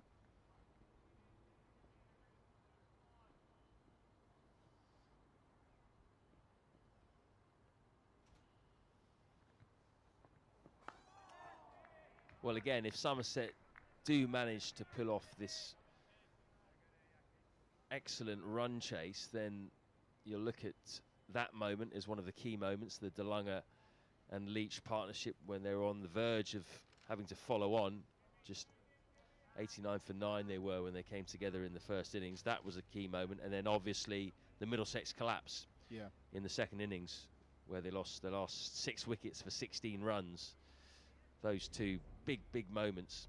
I think Middlesex will be kicking themselves if that happens and they don't win the game. Crucial stop there by the man in close on the leg side.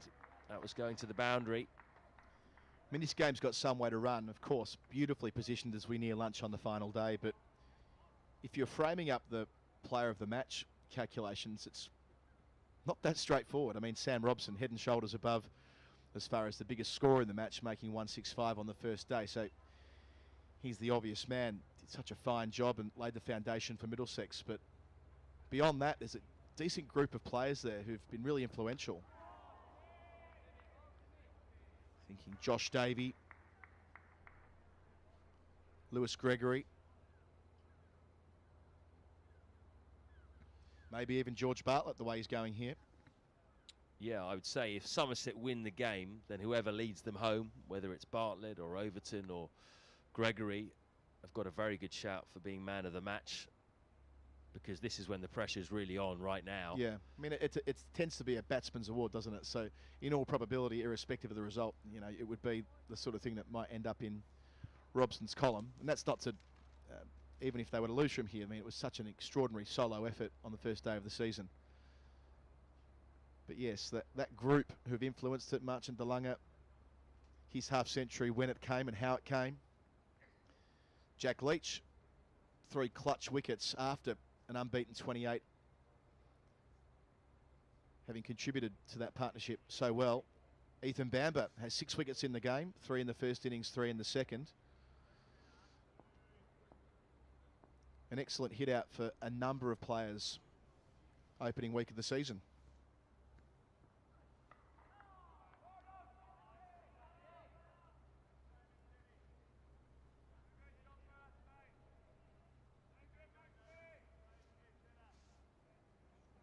I do think the game has lived up to expectations and more, really. We expected Somerset to be very strong, given their record in county cricket in the 4-day stuff over the last 5 years. And they have been. The bowling was highly impressive yesterday, but Middlesex have really impressed as well.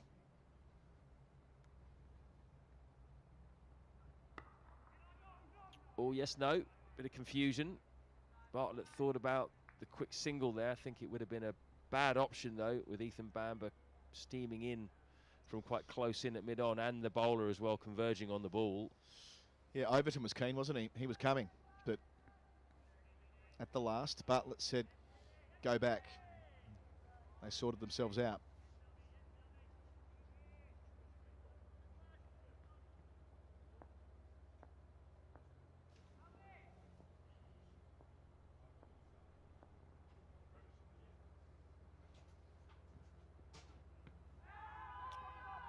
A bit of an appeal from Helm mainly.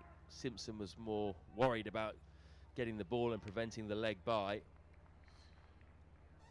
Did go across his stumps, Bartlett, but yeah, not far enough really. I think that was going down leg, and it was high as well. Yeah, no concerns there. Surrey still going well down at Bristol. They lead by 221. Still a couple of wickets in hand. Ben Folkes 129. 70 overs left in that game. There'll be an interesting declaration decision to be made by Surrey at some point this afternoon.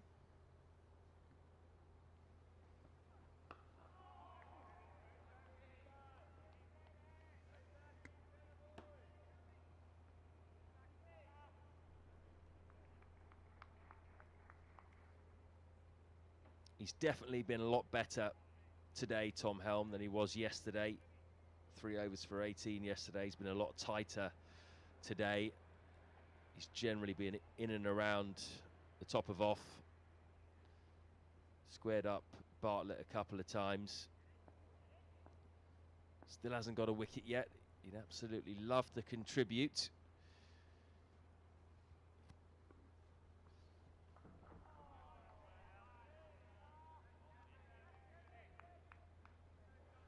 He hasn't allowed the batsman to get on the front foot too many times so far. With his height, that is his natural attribute that he likes to use. Try and keep the batsman stuck in the crease, poking at it. It's not easy to get forward to someone like Tom Helm with his pace and bounce.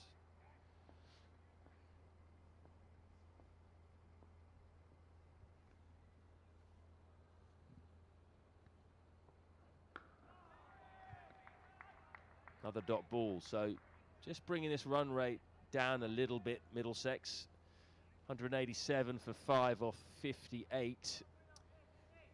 That's an important point, Floydie, that a couple of hours ago, well, perhaps 90 minutes ago, we thought the second new ball wouldn't be a factor based on the scoring rate of Somerset. 22 overs away from it, if this game is still going then, and presumably, if looking at the calculation, 98 runs to get, they're not going to be ticking over at the better part of 5 and over, not from here. So there will be a period where the second new ball is a factor if Somerset are still going at that point. So well positioned as we head to lunch. And that just adds another intriguing element, rather, to this captivating match. It would be really fascinating if we did get to see that second new ball. And all is still to play for.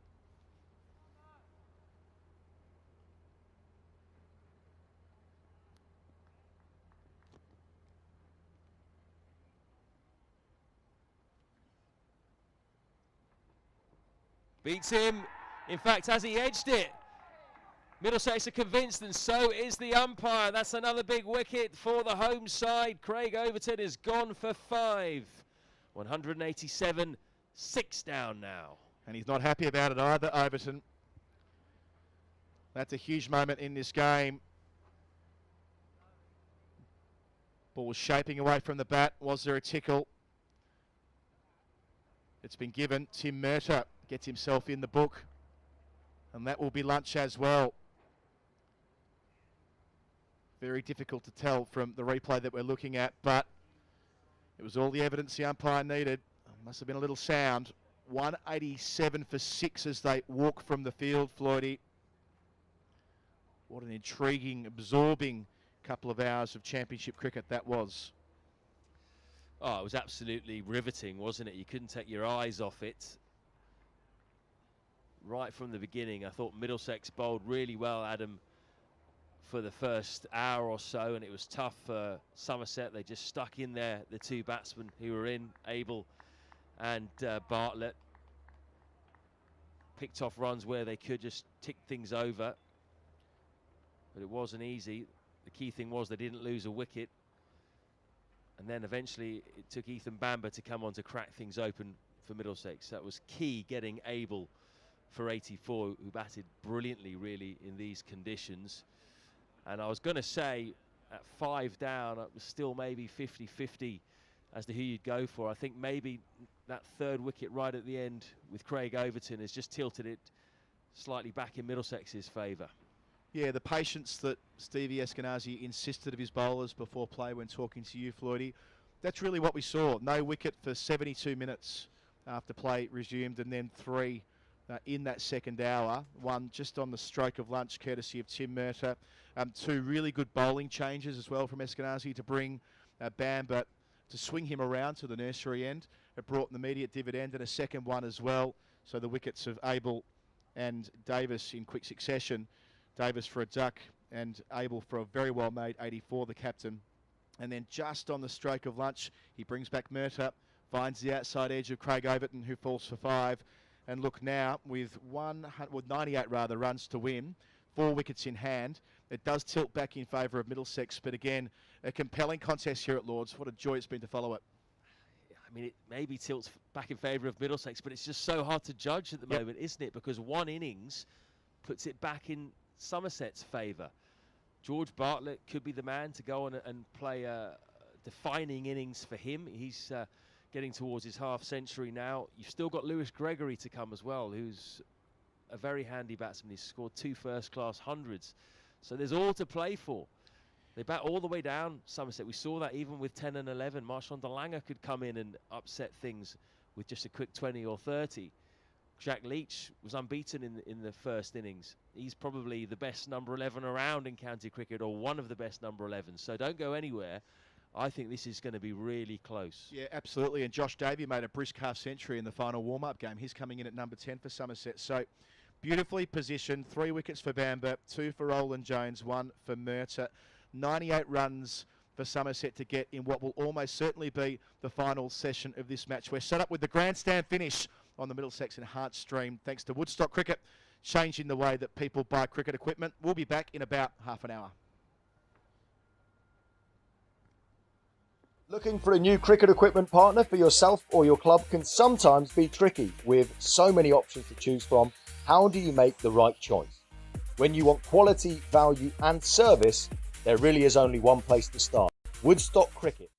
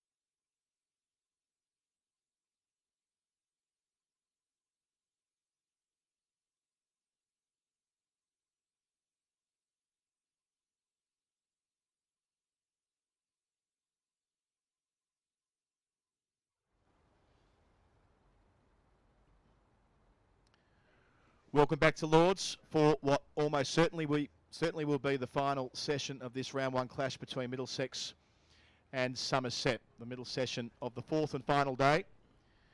The visitors require 98 runs, the hosts 4 wickets. Middlesex picked up 3 wickets in the first session of the day. Tom Abel, who was out to Ethan Bamber for 84. And Stephen Davis was also out to Bamber for a duck, leg before wicket. And just on the stroke of lunch, Craig Overton was caught behind to Tim Murtagh for 5. George Bartlett still there on 43. He's batted superbly, having faced 107 balls. So the score overnight was 112 for 3. It's now 187 for 6. The victory target is 285. This is perfectly positioned, Matthew Floyd, for what we're anticipating will be an eventful middle session. We just couldn't ask for a better situation, really, heading into the second session of the final day. That was a crucial wicket for Middlesex. Final delivery of the first session. Tim Murtagh getting his first wicket of the innings, nicking off Craig Overton to John Simpson. Overton, though, didn't think he'd hit it. Be interesting to see what both sets of players made of that dismissal at the end of the game. One of a handful of dismissals that Somerset have disputed. And it brings Lewis Gregory to the crease. Another all-rounder, but a very handy batsman. Has a similar record to Craig Overton, and he has a couple of first-class centuries. He'll be facing Tim Murtagh to begin, who has 4 wickets to come in this already successful over. Nursery end. 2 slips of gully. First ball just works it into the onside, albeit I don't think that's where he was expecting to send it. A little bit loose, I think, from Gregory. First ball just sort of threw his hands at it. I think it was a bit of a lazy shot. Probably want to just get his head on for the next delivery.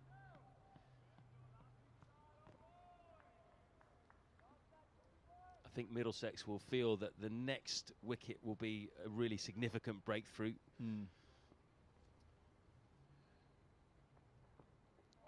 Down the track before the ball's bowled, then beaten outside the off stump. Gregory.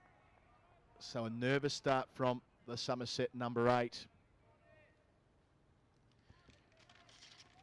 It's the 59th over here. So in the final session, or in the middle session, I should say, this session, the second new ball will be a factor, or could be a factor, if they're still going.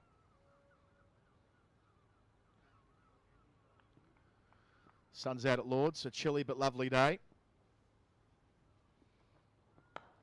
That's better. Nice drive. Does Murtagh get a foot onto it? He doesn't.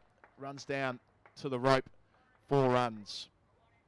191 for 6. I thought that in his follow-through, he might have just clipped it with his boot, but went underneath instead. Gregory off the mark. That may well be the shot of the day so far. Glorious from Lewis Gregory. As you say, Adam, he looked a bit nervous for the first 2 deliveries, but nothing nervous about that shot. That was decisive and down the ground. Yeah, nice high elbow. As contact was made, raced away to the rope in front of the media centre at the nursery end. 94 to win. Murtagh. Or squares him up. It spits out through point. Down towards the rope, running across the square. They'll get 2. They should come back for 3 as well, as it's hauled in at the last. So 7 runs and the wicket from the Murtagh over. 91 to win from here. Gregory 7. And back to Bartlett, who's on 43. An eventful start to Lewis Gregory's innings. Could be very entertaining, this, if he hangs around for a bit. He got squared up there by a very useful Tim Murtagh delivery, and that ball actually had a lot of pace on it, almost getting to the long boundary down towards the mound stand, and he got it nowhere near the middle of the bat. It was a leading edge, really. I suppose the benefit, even though it's the long side of the ground, the square all the way across almost to the rope, given we're playing on a pitch that's so close to the grandstand side. Tom Helm has the responsibility for Middlesex from the pavilion end. Bowled 4 overs before lunch. A better spell than the one he sent down from the nursery end before bat light stopped play yesterday. It's Bartlett on strike, who's faced 107 balls. Struck 5 boundaries, all of them in the morning session. Deep backward square and a square leg back. Third man as well. 2 catches in the cordon. Beating the outside edge of the bat to begin. Something to build from there for Helm, who just found a bit of extra bounce as we went towards the lunch break, Floydie.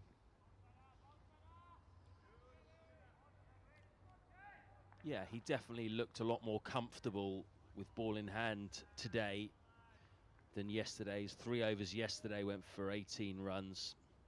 He's been a lot more tidy and on the money today. Overall, 7 overs, 1 maiden, none for 22. So he's conceded just 4 runs from his 4 overs today. Off the hip, spits out a leading edge, nearly ends up in the hands of Gully. And that's not at all where Gregory was trying to place it. Just hurried up by a ball that got big on him. It's been all happening since Lewis Gregory came to the crease. He drove flat-footedly at the previous delivery. Helm went past his outside edge. This one looked quite nasty, actually. It bounced, it was awkward. It wrapped him on the right glove, which he shook, and almost found its way to Gully. Again, that bounce, wasn't it? Now back in the crease defending. So a good restart this from Helm. I couldn't help myself during the lunch break, Floydie. I took a quick look and noted that 67 games of first-class cricket have been tied. The first tied all the way back in 1783. Middlesex have been involved in 5. Somerset have been involved in 5. Of course, Somerset's last tie, most recent tie, was just a few years ago, 2018 against Lancashire.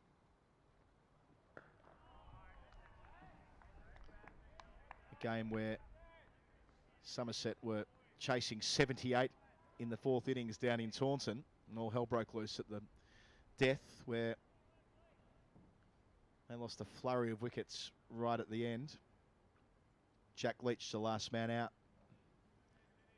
all out 77. The most recent tie for Middlesex was back in 1973 against Yorkshire at Bradford.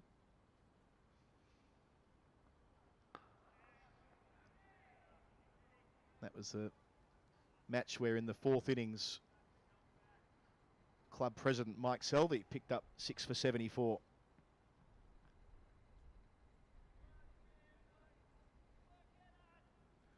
We're a ways away from that, but just got a feeling this is going to go right down to the wire. The fact that we've got the second new ball floating around, or we will do so in about an hour and a quarter or so from now, it's unlikely that Somerset will have reached their victory target of 285 by then.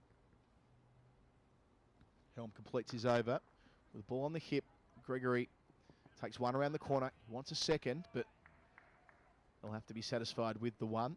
So Gregory, again, keeps the strike. Bartlett yet to face a ball in this middle session. 194 for 6. Gregory has 7 from 9 deliveries. 90 runs away they are from the finish line at 195 for 6.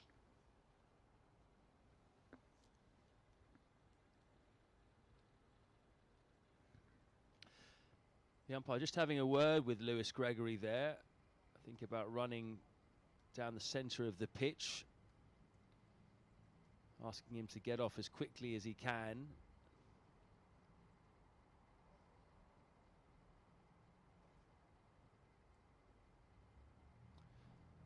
Had a good winter with the bat in white ball cricket. Played some crucial innings, both in the Big Bash for Brisbane Heat and in the PSL as well for Islamabad. Murtagh to Gregory. He goes up and over the top of square leg. Gets himself a boundary. So batting with purpose here, number 8 moves along to 12. It's his second boundary. 12 from just 11 balls. So after walking out to the middle to start this session, he's reduced the runs required column from 98 to 86. That was a freebie, really, from Tim Murtagh. Gratefully accepted.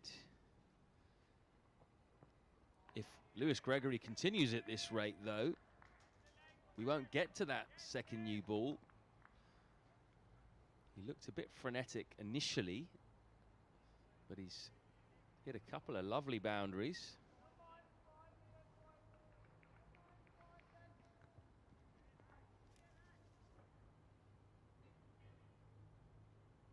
Wonderful contest here at headquarters to start the fresh county season.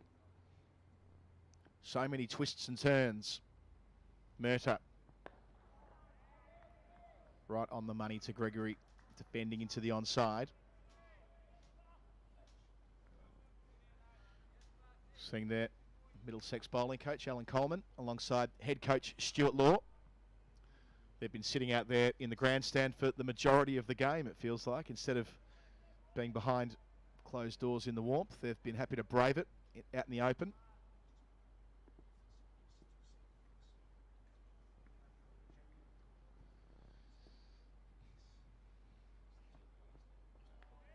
Close leave there.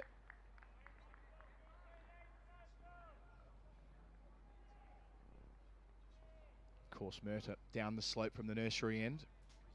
But we did see him jag a couple back off the seam early doors today.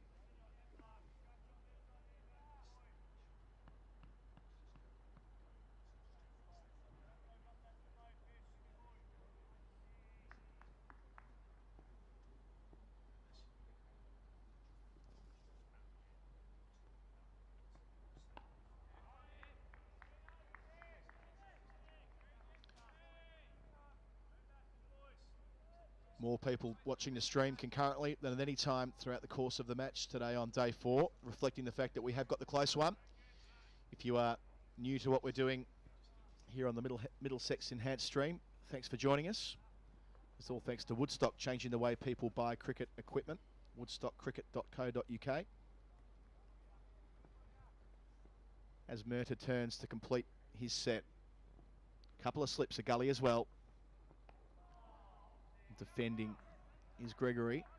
Soft hands down to that man at gully. End of the over, 199 for 6. Now they get a look at George Bartlett for the first time in the session, Floydie. Bartlett was really good before lunch, especially getting through that early interrogation from Ethan Bamber, where Simpson was up to the stumps and back again. He was changing it up. He was often coming down the track to meet the medium pacer, then going deep in the crease. Found a method to get through it. Striking 5 boundaries along the way. A couple from the outside edge, but with soft hands. Good technique. Now there's a third man in position. Helm. As the sun comes out again here at Lords. And pulling over the top of mid-wicket. Doesn't get all of it, but it skips away to the boundary in front of us here in the Tavern stand. Bartlett moves to 47. A boundary from the first ball he has faced in this middle session. And it takes Somerset beyond 200. 203 for 6. Another milestone en route to their victory target of 285. That's a confident man right there. He can play that kind of shot. First ball after the restart.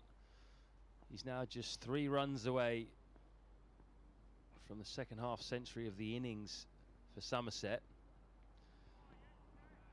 And if he does lead his side to the victory or gets them very close, this is the kind of innings that could be the making of Bartlett. 23 years old. He's got 4 first-class hundreds in 29 games leading into this game. Speaking to some Somerset fans, that there might be a feeling he's not quite fulfilled his potential just yet. Helm to him on 47. That's where he'll stay, pushing out to point. Yeah, made 718 runs in 2019 at 31. And last year in the truncated season, the Bob Willis Trophy, just the 160 runs, albeit in 6 innings, which included a century, an unbeaten century. But given the opportunity in the first round here ahead of Eddie Byram,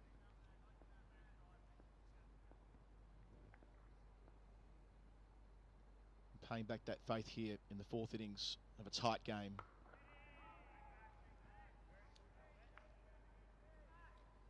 I remember doing an England under-19s game with George Bartlett in the side a few years ago.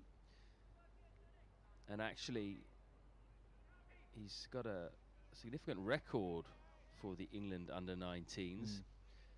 Made 179 against India in Nagpur in 2017. That's the highest score for the under-19s since Nasser Hussain, who scored 170 against Sri Lanka in 1987.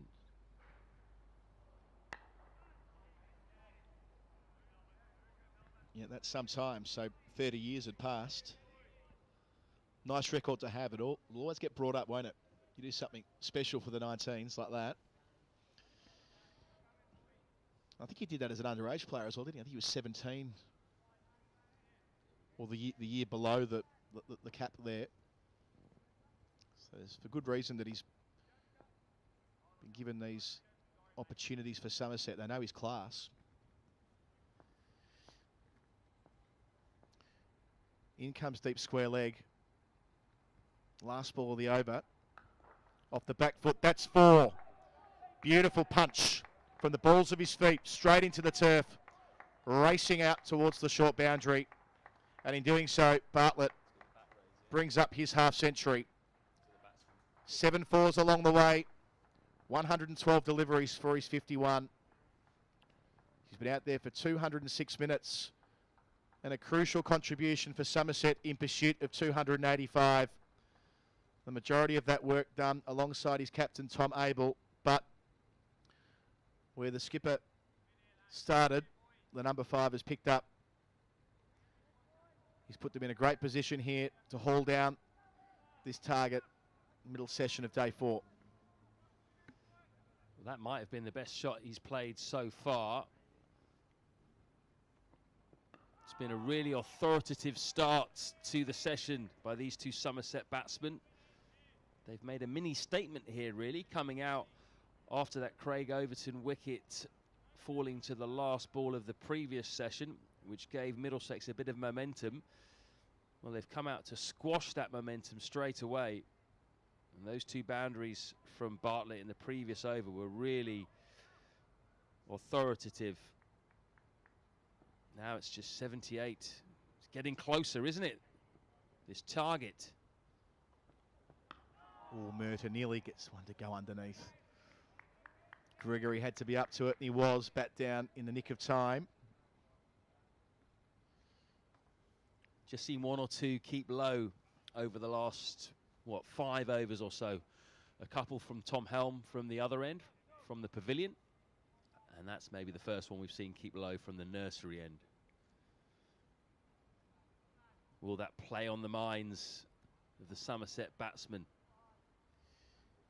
Yeah, that was trending right towards middle stump. Had it got through. That's where Murtagh is again. Little inside edge onto the pad.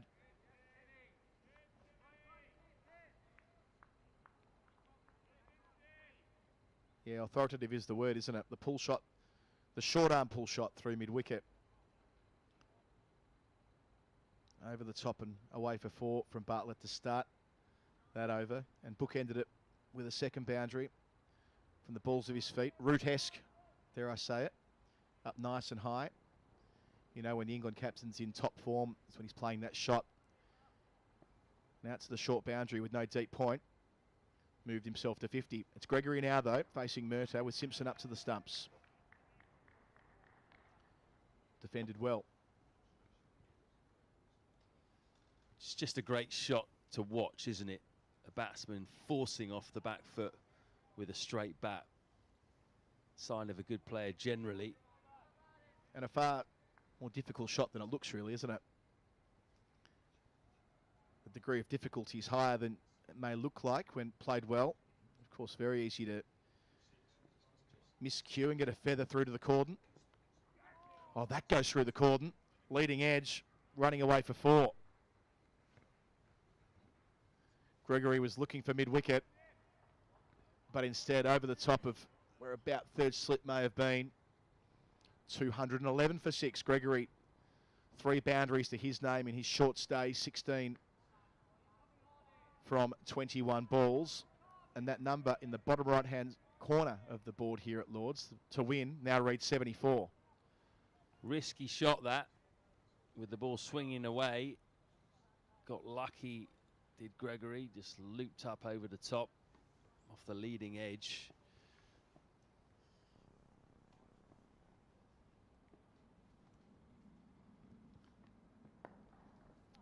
This time through square leg.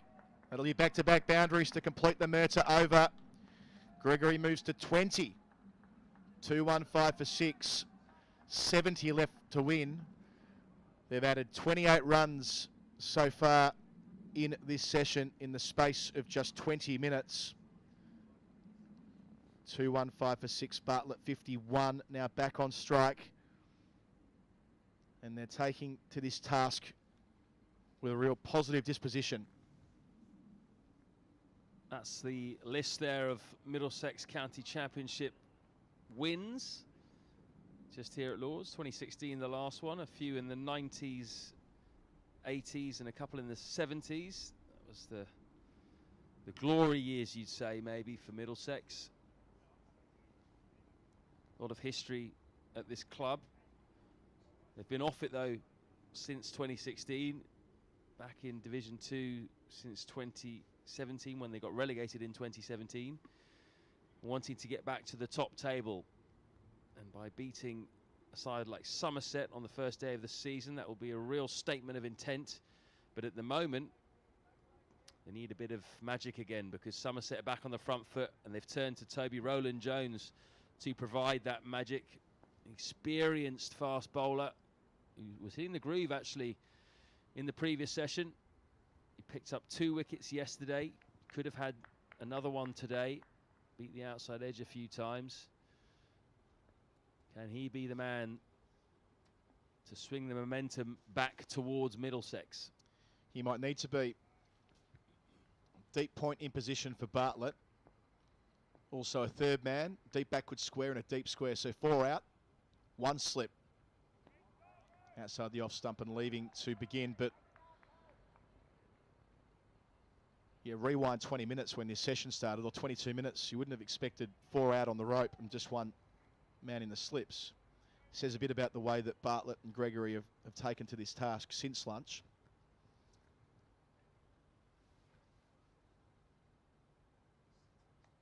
We've said it a few times today, but patience was the key word from Eskenazi before play for his bowlers. And Rowland-Jones, so much experience, 33 years of age, in excess of 400 first-class wickets. Had that experience on the test stage as well. Needing to draw on that here.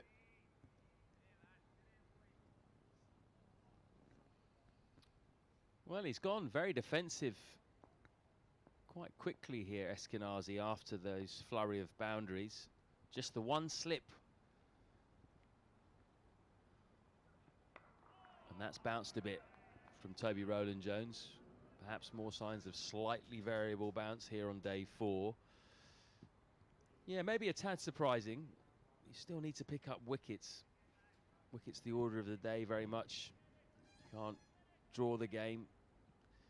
So having the men out will stem the flow of runs, but you can't really do that for both batsmen. Maybe he'll bring them in when Gregory's on strike.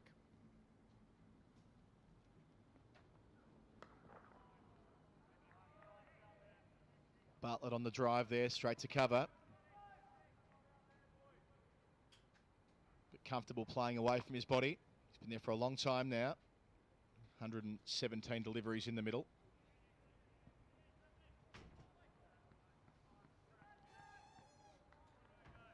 As the clouds obscure the sun here at Lords.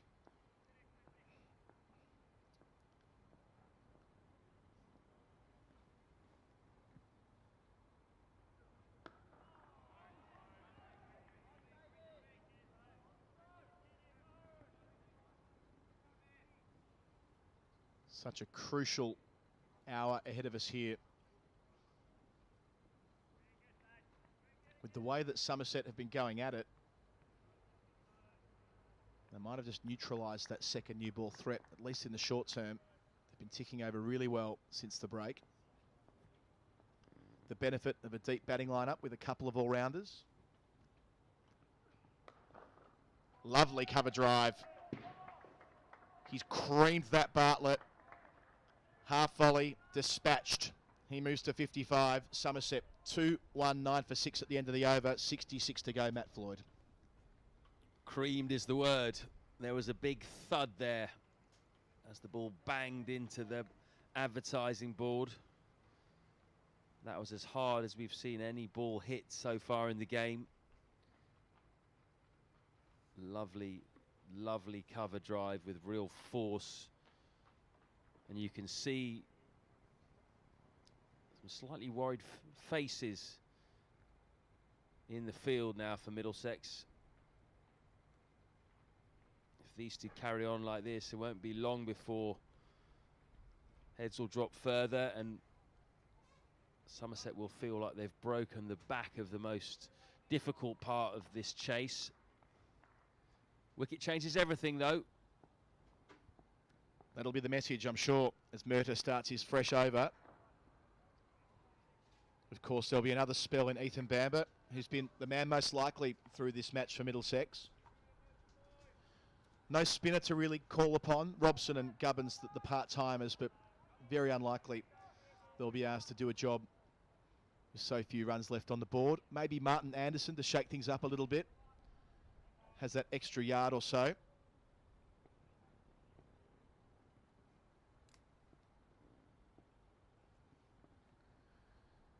It's Murtagh now, though, ever reliable. Through to leg side, down to deep backward square. 2 out for that stroke. Gregory moves to 21. 220 for 6. 65 to go.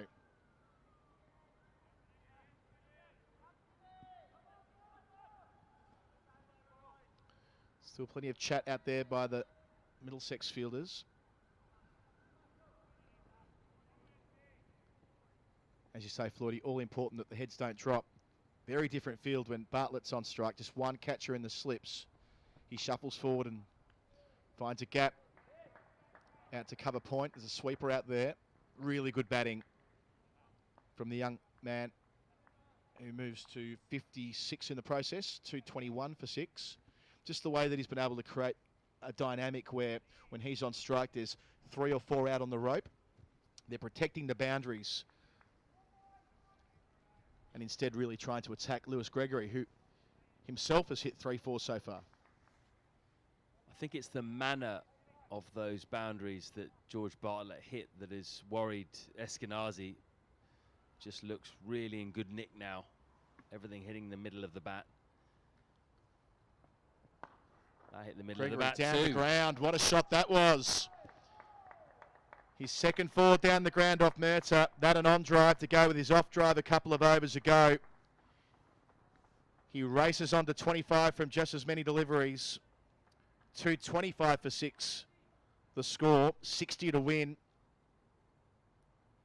What an excellent half an hour this has been for the visitors.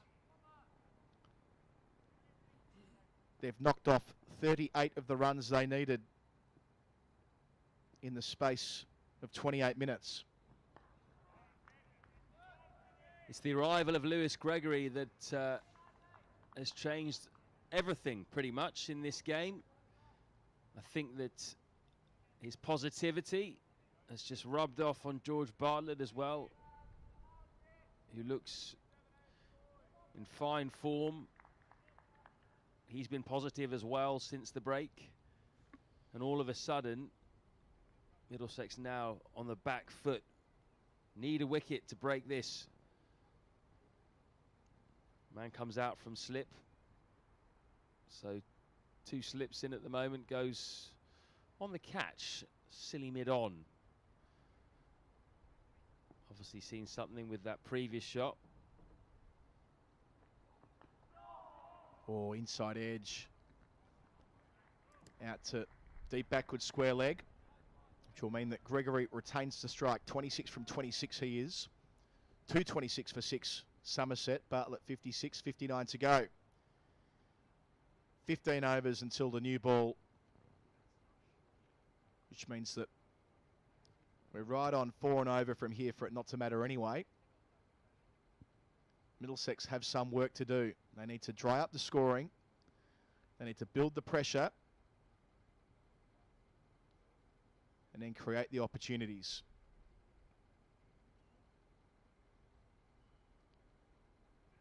The very blueprint that Stevie Eskenazi put to us before play today. It needs to be in action here. They can't lose their heads.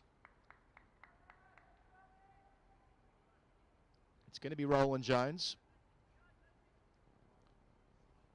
to continue from the pavilion end. So the two veterans, Murtagh and Roland Jones, in operation for the hosts. With Gregory on strike, deep backward square leg, deep point and a third man. He's back and defending from the crease. He's done that a couple of times where he's got almost caught on the crease but gets the middle of the bat down in time. So no concerns. Got really squared up there, though, by Toby Rowland-Jones, which will give the bowler a bit of encouragement. Rowland-Jones has attacked the stumps really well in both innings. A couple of LBWs in this one. He also bowled Craig Overton in the first innings. One slip. And Gregory again presenting the full face of the bat down to mid-on. He really has struck. It's 4 wickets, Rowland-Jones, 3 LBWs and 1 bowled, and that sort of sums him up really, doesn't he? He's always right at your off stump.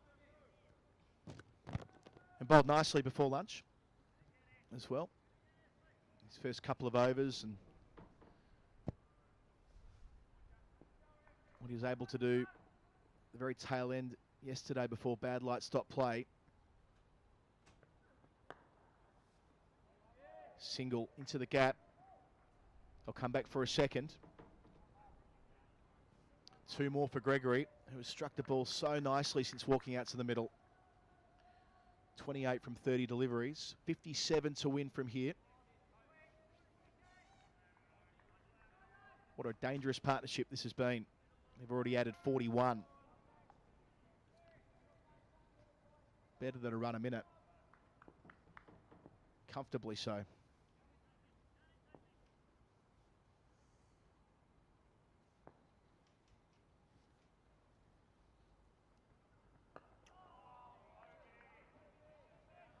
I wonder how long it'll be until Ethan Bamber is given another opportunity. And indeed, which end it'll come from. He bowled so well from the nursery end when Eskenazi pulled that rein before lunch. Picked up 2 wickets for his captain. Was excellent from the pavilion end in the first innings. And indeed, to start off yesterday, nicking off Lammonby for a first ball duck.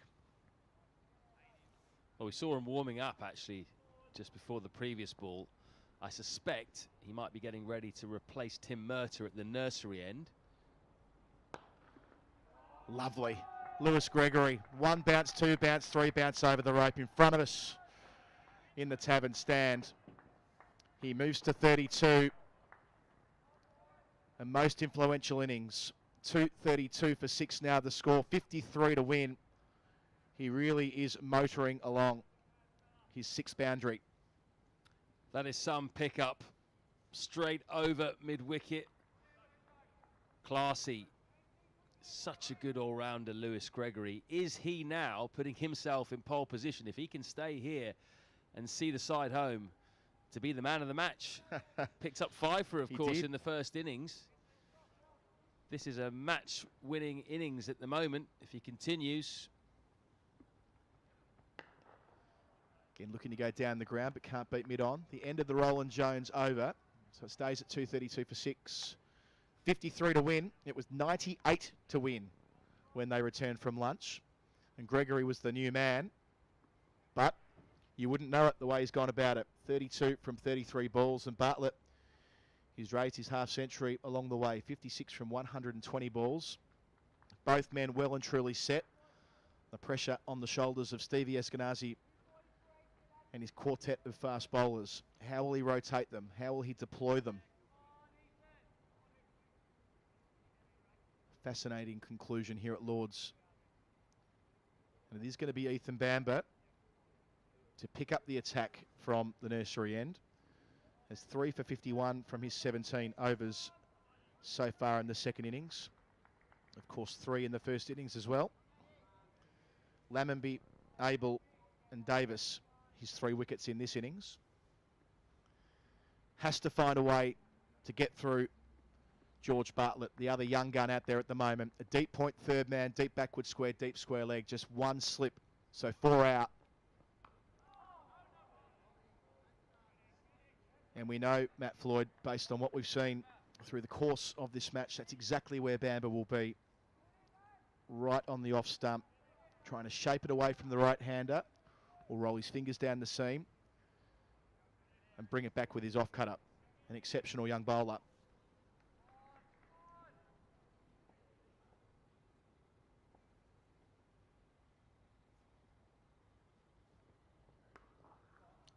Carving out into the gap as well. A deep backward point. Fantastic batting from George Bartlett. Into position early, backing his hands. He moves to 60. 236 for 6. Just 49 to win from here. Matt Floyd. Such an impressive performance from the Somerset number 5. It really is. He's just got better and better as this innings has gone on. He now looks exceptionally fluent. Got some width there from Bamber and just cashed in. Hit that ball hard. He had to beat the 2 men out on the offside, the wide third man and the sweeper. And he finds that gap again. Looks like he might be getting another boundary. No, well fielded subfielder Davis coming round there, preventing the boundary, saving 2 runs. Yeah, a little relay effort in front of us here, but again, you're seeing Bartlett willing to, before the ball's bowled, come forward and back and across, just to neutralise that movement that Bamber's getting away from the right-hander. That prompts Simpson, the wicket-keeper, to come up to the stumps. We've seen that a number of times through the match. 1 slip of gully, 2 men out for that cut shot. Plays it there again, though, well placed. Easing it to the square of the 2 for a single. 63 Bartlett, 239 for 6 Somerset, 46 to go. I think Simpson up to the stumps is the way to go, really, for Middlesex. Both of these batsmen want to get out the likes of Murtagh and Bamber. You've got to keep them in their crease and stop them doing that. And when you've got someone of the class of Simpson, who can still take the catches standing up, as we saw with Tom Abel, you might as well have him there. Same field for Gregory with 4 out. Immediately, as soon as he comes up, it's just a little bit more difficult for them. They can't quite get the lengths that they want. And my Middlesex need a wicket now, don't they? We've said this before already in this innings. And then they invariably managed to find that wicket. Roland Jones first of all yesterday, and then Bamber earlier today before Murtagh got Overton. Well, they need another moment of magic now. Can it be Ethan Bamber again on the hunt for his 4th wicket? To complete the over, Bamber. Gregory is up to the task, pushing out to cover. So 46 to win. 239 for 6, 67 overs gone, which, again, just to remind viewers who might be joining the stream for the first time, and there are many of them since lunch. We've got the close one here at Lord's. The second new ball is due at 80 overs in the county championship. The change from the Bob Willis Trophy, where it was 90 overs last season. But again, 46 runs, 13 overs. I don't expect they'll get the chance to take that second new ball the way things have been trending since the lunch break. And that's why it's such clever batting from Lewis, Gregory and Bartlett, just to take that out of the equation. It's almost as if they understand that if they're in a position where they still need 30 runs and the second new ball comes along, it's going to be extremely tough for whoever's batting. Roland Jones to Bartlett. Oh, inside edge, down towards fine leg, not far away for the veteran.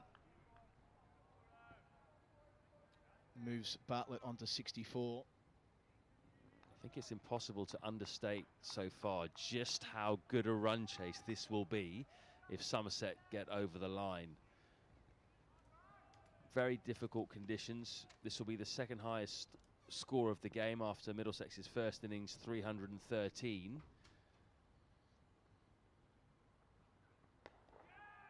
Far more convincing. There's a sweeper at deep point. There was a shout of catch it for the man at cover. Nonetheless, the board ticks over to 2-4-1 for 6. Gregory 33, 44 to win. The delivery before it to Bartlett, that couldn't have been far away from the leg stump. Watching the replay back, the inside edge. He was all at sea when making contact with the ball, well out of position. He's back on strike here now. Roland Jones charging in. Good carry through to Simpson. He won't throw in the towel. So it will be the second highest total of the game, but of course that Middlesex first innings was basically down to one man, down to 165 from Robson. So if you take that out, and he was dropped on 23, should have been taken, Middlesex may well have got somewhere in the region of 150. Then in Somerset's first innings, they were 89 for 9 before getting 172. So that tells you it still wasn't easy rather to bat when they batted. Middlesex in their second innings bowled out for 143 and lost their last 6 for 16. So we could have easily had 3 very low totals in this game, and yet Somerset are on the verge of knocking off 285 to win the game, when you'd say conditions are still tricky to bat in. There's still enough in the pitch for the bowlers. Quick single to cover. They're through comfortably. Good assertive running there from the Somerset pair. Acknowledged accordingly by the teammate sitting over there in the pavilion to our left. 242 for 6. Yes, as we go through this game and reflect on it, it'll be the first session of the third day. And the partnership for the 10th wicket in Somerset's first innings. Both proved vital. End of the Roland Jones over. 242 for 6. Thanks to everybody who's been tuning in to the live stream throughout the course of the week. Well over 150,000 people have been with us at Lords in round 1.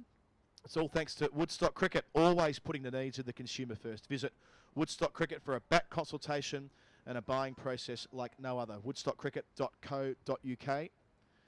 Take a look at some of their award-winning bats.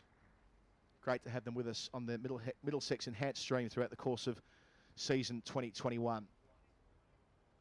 And the sun is back out at Lords as Ethan Bamber readies himself to go again. 18 overs, 3 for 58. The 22-year-old. He's done just about everything right so far in this game, but he needs a wicket here.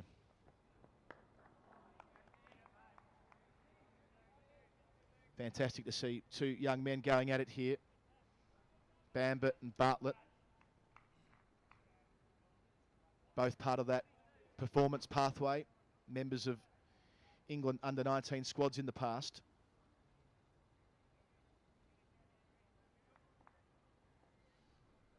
Third man, deep point, deep square, deep backward square. The 4 men on the rope. A slip and a gully, the catches. Nearly squares him up. Still just a little bit of shape with the older ball here, Floydie. Yeah, still a bit of interest, isn't there, for the seamers with an old ball. It's into the 69th over. Just shows you how good a pitch this has been. There's been something in it throughout the innings for the bowlers. Batsmen have had to really be at the top of their game and concentrate, which is what George Bartlett has done. He rode out the really tough period early on, got through that, and he's got 4 first-class centuries before. He won't get to a century here to lead his side home if he does that, but I would imagine that he will have this innings up there amongst his best if he can do that to win a game for his side at the home of cricket.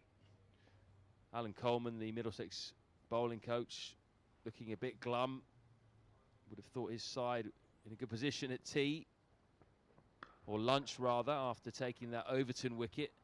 Definitely felt like that might be a significant moment, and Middlesex went into lunch with smiles on their faces and thinking, we've got a new batsman in now, we're almost through to the tail. Just one more wicket lands, that's what the chat would have been. Get through Gregory, and then Davies, a decent bat, but he's not quite an all-rounder, you would say, maybe.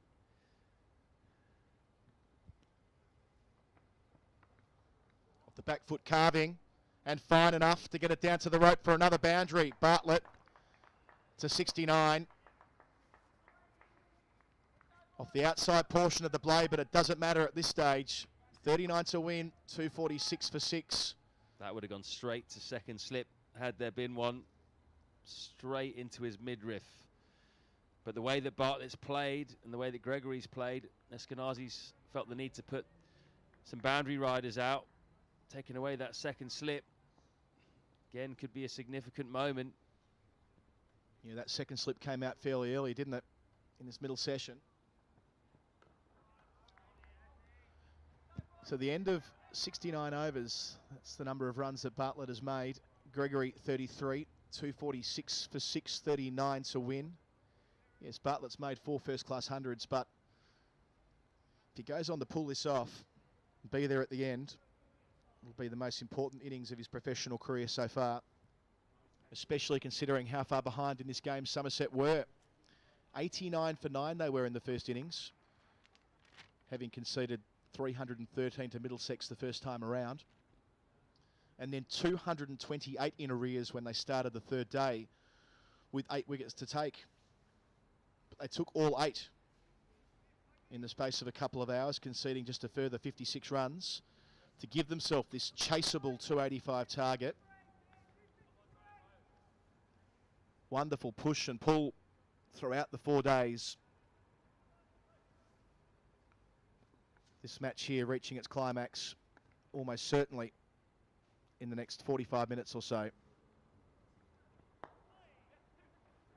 Around the corner, Gregory gets one, wants to, gets two. Well placed, well timed, well run. Gregory 35. 248 for 6. Somerset 37 to go.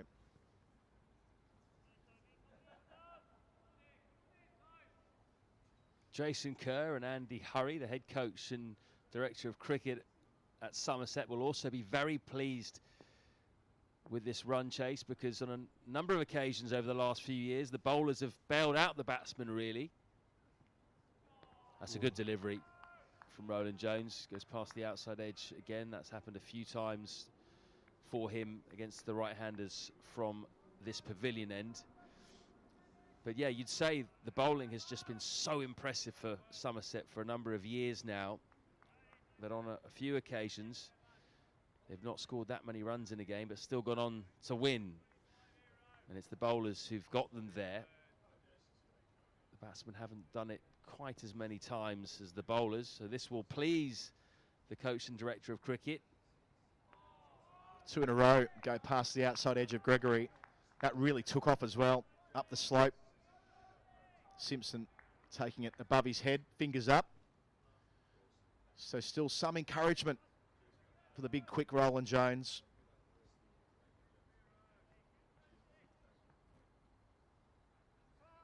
Just one slip though, we saw the ball go through the cordon in the previous Bamber over through second slip. 4 men out.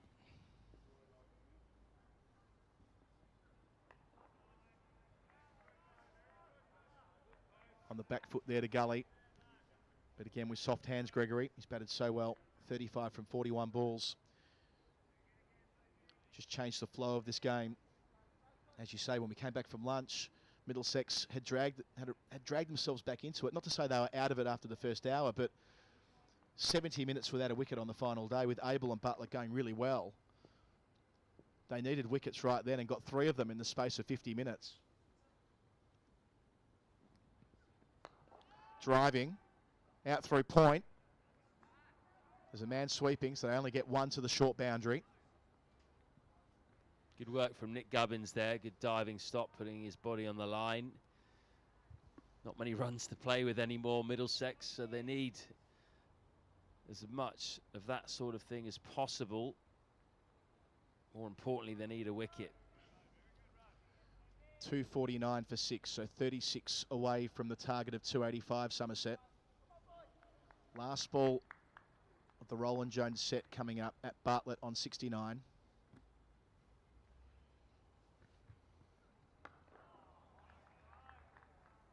Happy enough there in defence. So back to Ethan Bamber.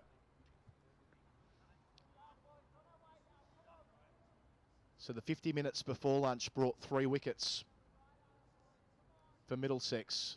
The 50 minutes since lunch have brought 62 runs for Somerset. It's been the story of this topsy-turvy fixture from the get-go on Thursday morning. Different periods of the game have been heavily weighted to one side or the other. But it's been this rearguard effort from Somerset in the middle and likely final session of this 4th day, which looks at this stage as though it might prove decisive. Simpson up to the stumps. 1 slip, 4 out. Beating the outside edge. Bamber's still going to bring him forward, that's for sure. Bowls that consistent length. There's a reason why they see him as the natural successor to Tim Murtagh. Performs a very similar role. That was similar to the Abel dismissal. The Abel dismissal perhaps a little bit closer to the stumps. Same sort of length though. It's interesting how they're now looking to Bamber to be the trump card. 22-year-old. Big shot. Driving down the ground. Another boundary for Lewis Gregory. Moving him into the 40s. He didn't get all of that, but he didn't need to with mid-on up. Gregory, 40 from 44 balls. He struck 7 boundaries in his innings. It takes Somerset beyond 250. They're 253 for 6. And that victory target is only 32 runs away, Matt Floyd.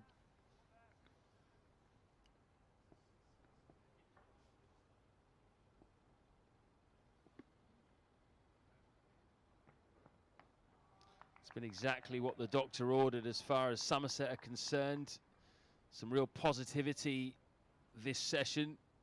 Could have easily come out and just tried to take stock again. Just lost Craig Overton. But no, Lewis Gregory's come out and decided it's me or you. And it's not going to be me. I'm going to attack and take this game away from Middlesex. Tries again, just chokes this one to mid-on. But right from the beginning, he just looked a little bit, well, nervous, I guess, his first couple of deliveries. He had a loose drive at his first ball. He walked down the track to his second ball, and you thought, oh, how long is this going to last? But his third ball, he creamed through mid-off, and he's never looked back since. It's been a really good knock.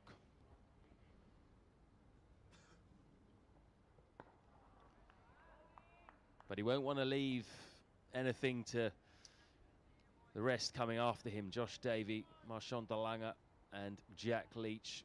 Lewis Gregory and George Bartlett are the 2 best players, 2 most equipped players that Somerset have now to get them over the line. You never know what could happen if a wicket went here. Still 32 to win at the moment. And suddenly Josh Davies got to come in. Things could change very quickly. Across the line, plays it well into the gap. 4 more runs. Gregory struck that so well. 2 boundaries in the over. He moves along to 44. Somerset 257 for 6. 26 to go which must mean that was a no ball as well. I didn't catch the call from the central umpire, but with Bamber going back to his mark, he's overstepped as well. Yes, a no ball and 4, so 6 runs from it. So damaging. Bamber to complete the set for a second time. Oh, goes through past the inside edge. A shout for caught behind from Simpson, turned down.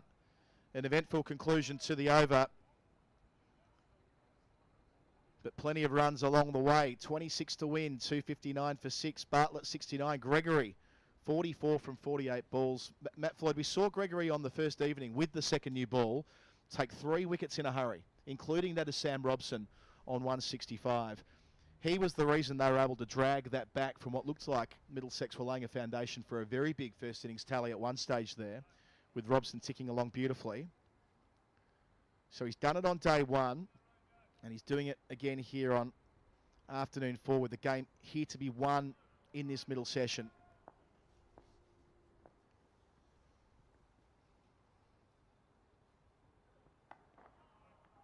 That's a quick single, well taken by George Bartlett. They've run their singles well actually today, kept the scoreboard ticking over even in the first hour when there was very little for them to hit in terms of boundary balls. They've got a few more as the day's gone on, but that's really sort of kept them going. There's never been a period today of 5 to 10 overs when they haven't been able to score, and that Middlesex's seamers have been well on top and controlling the run rate. Past the edge, Roland Jones. So as we mentioned in his previous set, there's still something there, and that's still up the slope, and yes, it's an old ball into the 72nd over, but they've never lacked for a bit of juice in the track on a good length. There's still lateral movement to be found. And the last ball of the previous over from Ethan Bamber jagged in a long way. You saw Lewis Gregory motioning after that. That one's jagged in into me a lot, and then just now I said that one's jagged a long way the other way, so plenty still in it, and that's hit him on the glove as well, so that's bounced. There's been a little bit of uneven bounce too, so I think you can, just by looking at the last few balls, I think Stevie Eskenazi and Stuart Law will be a bit disappointed that Middlesex have not been able to defend this. Eskenazi mentioned in an interview earlier on today before play that he felt there was absolutely still enough in the pitch to interest his bowlers, and that to me suggests that he expected to win this morning. He was very relaxed, very confident.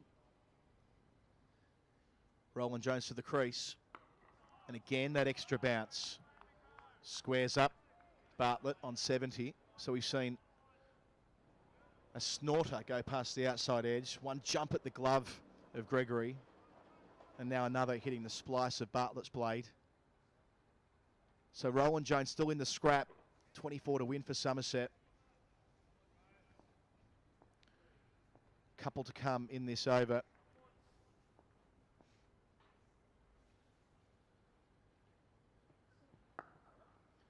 Round the corner to one of the 4 men out in the deep.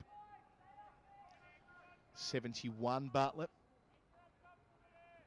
262 for 6, 23 to go. This pair came together after Overton was dismissed on the stroke of lunch. It was 187 for 6. Now 262 for 6.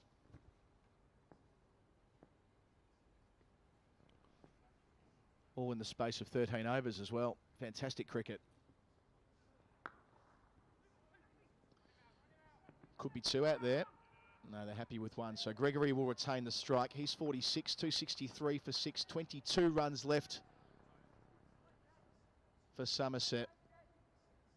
How will Eskenazi mix and match here? We've got perhaps room for one last twist here, but in order to get to that stage, they have to break up this partnership. They need to take a look at Josh Davey, Marchant Delanger with enough runs on the board that there's some pressure on them as they walk out. There's no point doing so if they're single digits, or if Bartlett's still there.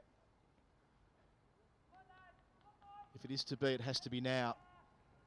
And for that final stanza, I'll pass the commentary microphone over to Matt Floyd. Could be a last throw of the dice, this, for Eskenazi. He's gone to Tom Helm from the nursery end. Yet to take a wicket in the match. But maybe that'll make him all the more hungry. And he's got the extra bounce, of course. Pitch now going a little bit more up and down on this final day. It's a good start by Helm. Gregory still picks up the single, though, just guides that through to third man. The field well spread, so there's lots of opportunities for the Somerset batsmen to just pick off the singles should they need to. It's been a really positive effort from them today. Really impressive. Somerset just stamping their authority on the game, having been behind the 8 ball for most of it. That's a waft from Bartlett. Didn't quite move his feet across there. It would be a shame, really, if he gave it away now, having batted so well for so long.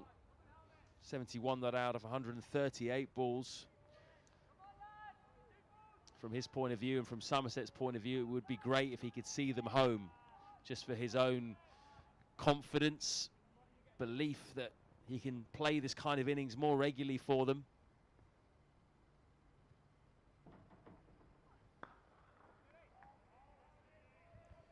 He deserves to be there at the end, doesn't he?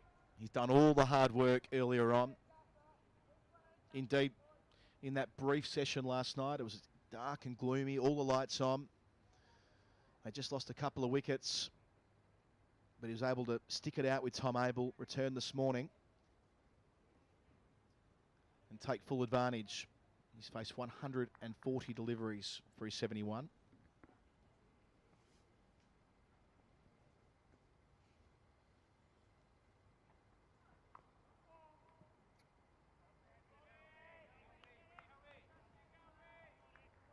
And he's not been too troubled, really. He's not given away any chances.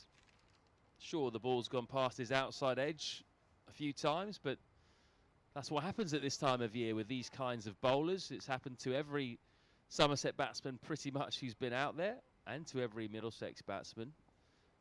But it's not worried him. He's just got on with it. He's had a good game plan to Murtagh and Bamber, getting down the track and getting outside the line. And he's kept the runs ticking over like that. Been able to take the singles very well. He's hit 10 boundaries too on both sides of the wicket. And he's also seized the moment along with Gregory. When Gregory's come in and up the ante, he really was the catalyst with his run rate, 47 off just 53. But Bartlett didn't just sit there and let him score all the runs. He responded too. He hit 2 boundaries in the first over that he faced after the lunch break, which just kept the momentum that Gregory had started in his first few deliveries. Another quick single. Well run. Really good stuff, this, from these two. I'd be inclined, Colo, to give man of the match to one of them. 266 for 6 off 73. What do you think?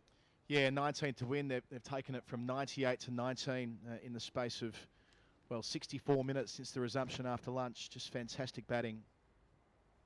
And as you say, the way in which Bartlett was able to pick up what Gregory started in the first over after lunch. First ball he faced, he had to stand at a non-striker's end for quite a long time. Gregory retained the strike with the final ball of 2 consecutive overs. And when he got on strike, slammed Roland Jones over mid-wicket for 4. Sorry, it was Tom Helm, I should say, at that stage. Over mid-wicket for 4, and then drove him through cover to finish that over. And it really just meant that they were in a strong position at that point to put the Middlesex bowlers under quite a lot of pressure, and they've continued to do so. Just 19 to win. The second new ball will not be a factor. Plays that shot really well, Lewis Gregory. This time he just tucks along the ground, and it could be 3. That's a long boundary out there. Yeah, they take 1 for the throw. So just chipping them off. 16 to win now. And that is 50 as well for Lewis Gregory. What an innings this has been. Just 55 balls. He has taken the game away from Middlesex in a jiffy, really. It seems only a few moments ago that we were thinking Middlesex just 1 or 2 wickets away from almost sealing the game and bringing in the tail enders. Yes, Craig Overton coming in ahead of Gregory. Gregory down at number 8, but what a statement he's made. 8 boundaries along the way. Defining. Well, he might be back up to number 7 after this innings. Well, as you said when we were talking about his career arc earlier in the match, I mean, he sees himself as a batting all-rounder. It's just that his bowling numbers historically have been a lot better. But it was with the bat in T20 cricket in the Big Bash during the winter where he made his mark. And yeah, what a fantastic way to start the season at Lord's, a 5 for under 50.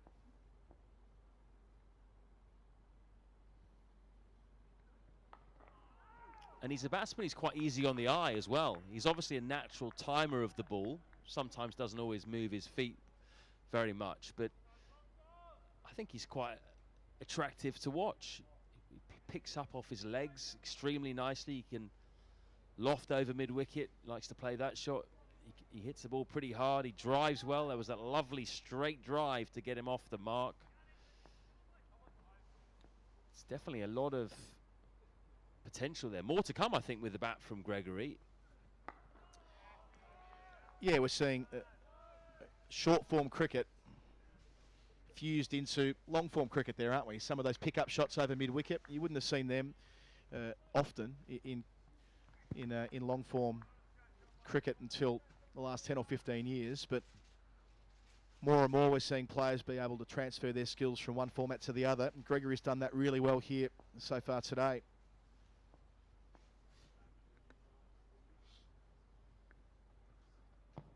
Oh, crucial inside edge. I'm afraid, Toby, that's not going to be given out. You can see that clearly on the camera. He's just trying to trap Bartlett in front, as he has done to 3 batsmen in this game. He's certainly tried his heart out and bowled well. I think he'll be fairly happy with the run out he's had. Again, more to come from him as well this season. As long as he stays fit, he'll get better and better.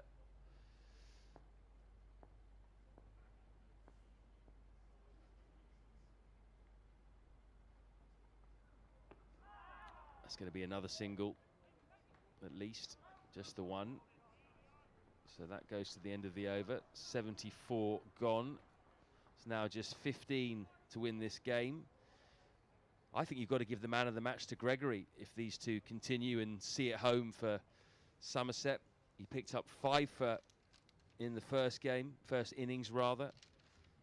Picked up 1 in the second innings too. And now the defining moment, you would say, of the run chase.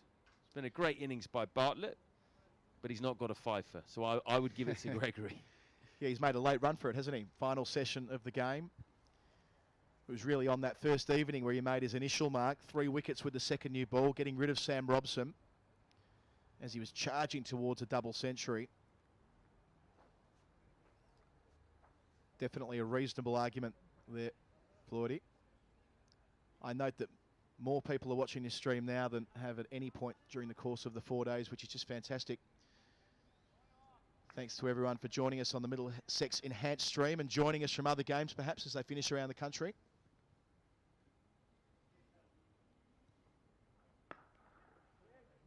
And we've all seen a fabulous run chase, haven't we? What a great way to start the county season. A really competitive game between 2 top sides. It looks at the moment like it's going to go Somerset's way, unless suddenly Middlesex can pull a rabbit out of the hat in the next couple of minutes. Looking very unlikely, you'd have to say, with just 14 required to win the game. But overall, it's been some contest, hasn't it? It's just gone back and forth. We've seen swings in momentum each day, really. Day 1 was Middlesex's day, probably.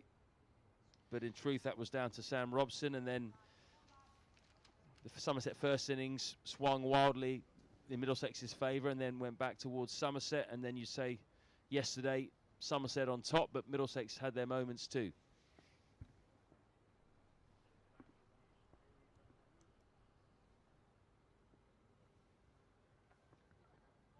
That is a Jaffa. He's had a few.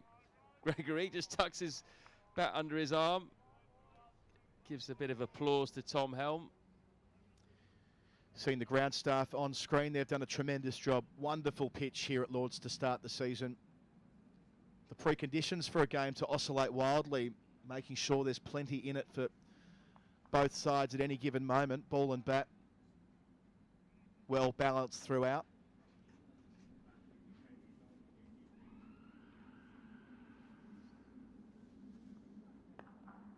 He's pulled that away, and that's going to be 4 more. 10 to win now for Somerset. Gregory moves up to 55. He's on the verge of leading his side home. Yeah, that shuffle, swivel of the hips, perfect contact and placement, bisecting the two fielders out there in the deep for that very shot.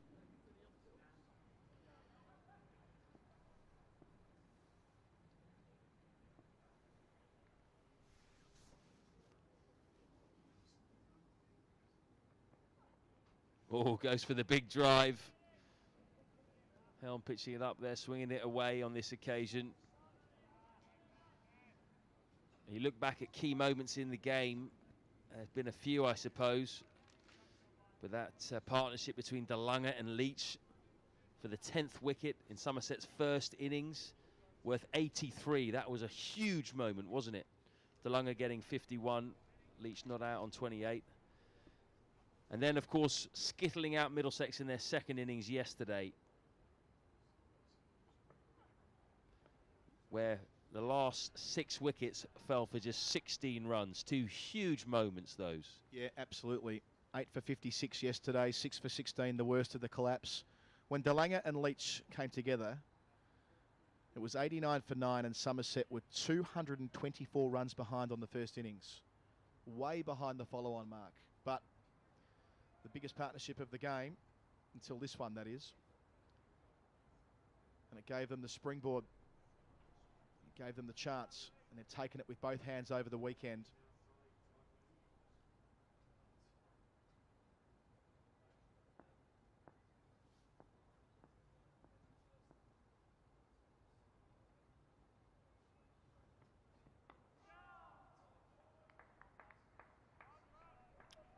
Single figures needed now. Just the 9. Would take a miracle from here, really, from Middlesex. Something akin to the finish to the 2016 County Championship when Toby Rowland-Jones took 4 and 4 balls. Yeah, or Middlesex took 4 and 4 balls, rather. A hat-trick for Toby. A few more runs at the end, didn't he, on that occasion? But yes, it's something like that. Even 2 and over, and that's kind of what we're down to here. Remarkable how quickly this has slipped through the hands of Middlesex when you consider where they were at lunch.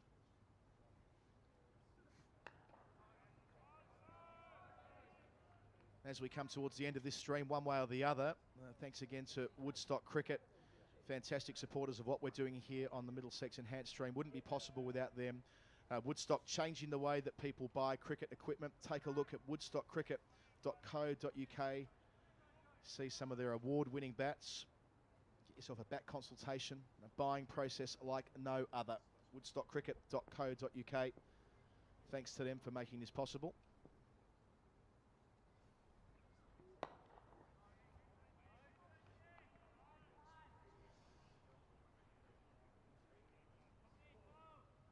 So Somerset, if they get over the line, remember, we're on -8 points at the start of this game after they were docked points for producing a substandard pitch according to the ECB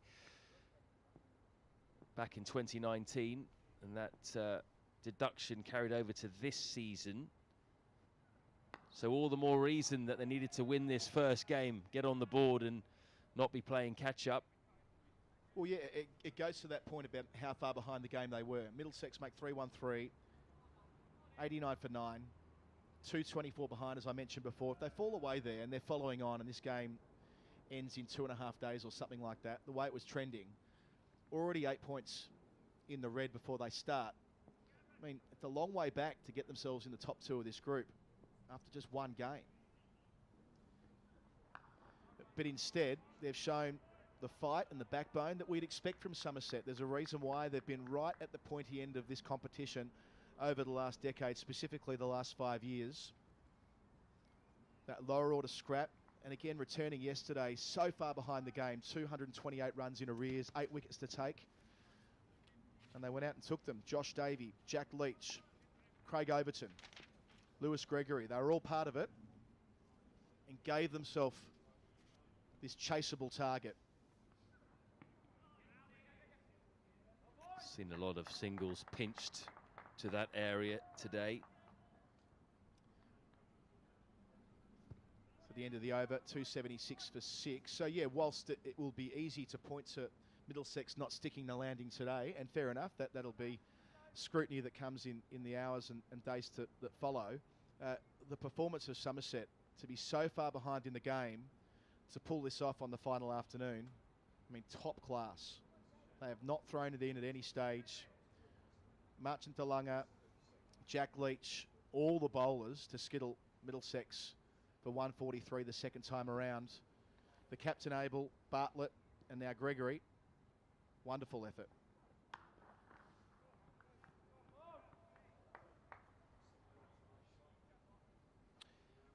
And I think it's a warning shot out to the rest of the group as well, isn't it? That there's a reason why we're the favourites to win the group and one of the favourites to win the county championship this year, even with the 8-point deduction, because we can turn a game in an instant like we did yesterday with the ball, with that fabulous seam attack that Somerset have.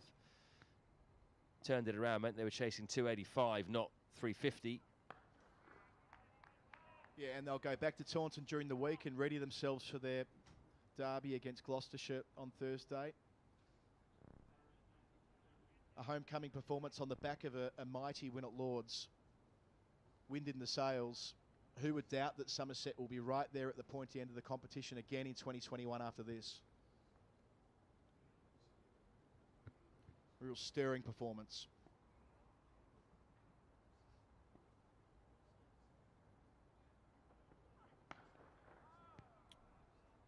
And we know what their bowling can do because they've been doing it consistently for a few years now. But if they can continue to bat like this, and they should take a lot of confidence from chasing down 285 against this Middlesex attack, which, by the way, is also one of the best seam attacks around in the county championship this year, without a doubt. They should take a lot of confidence from this into their next game. I think this will almost please Andy Hurry and Jason Kerr the most, the batting. Heaved away, straight to the man on the boundary, Toby Rowland-Jones at wide fine leg. So just the one for Lewis Gregory and for Somerset. I think they'll be really happy with the way that they've just stuck at this and contributed. Abel with a crucial 84. Let's not forget about Tom Abel's innings. That was hugely significant. Came in when Lammonby was out for a first ball duck with the score 1 for 1.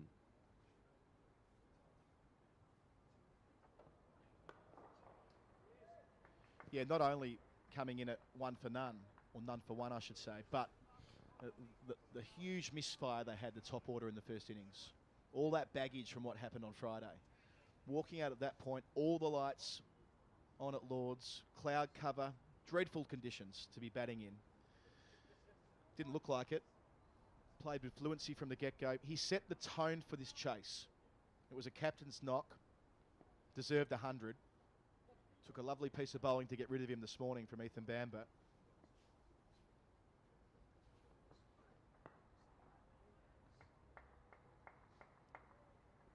Yeah, that was a really determined captain's innings from Abel. But even after he got out too, the door was ajar for Middlesex at that point, and they got the next 3 wickets. for 24 runs to leave Somerset 187 for 6. So there was still adversity to have to deal with. And then that man in your screen there, George Bartlett, he's really grown in stature in this innings. This has been a really defining knock for him. It's not 100, he's got 4 first hundreds already, so he's got past that barrier and he's clearly shown he can do it. But leading the side home in these conditions, that really is a feather in his cap. Yeah, that's right. This is different. Leading a team to a big 4th innings chase, being not out at the end if he ends up with red ink next to his name, and it looks like he will from here with 5 to win. Talking to well-placed types down at Taunton last week, that the one message was it was time for this guy to take the next step. Bambazon, he's been creamed through the offside off the back foot by Gregory. What a welcome. And we're now just 1 run away from a famous Somerset win. You could hear that guttural roar from the Somerset balcony to our left as scores move to level. An authoritative stroke from Gregory, hammered through the offside off the back foot.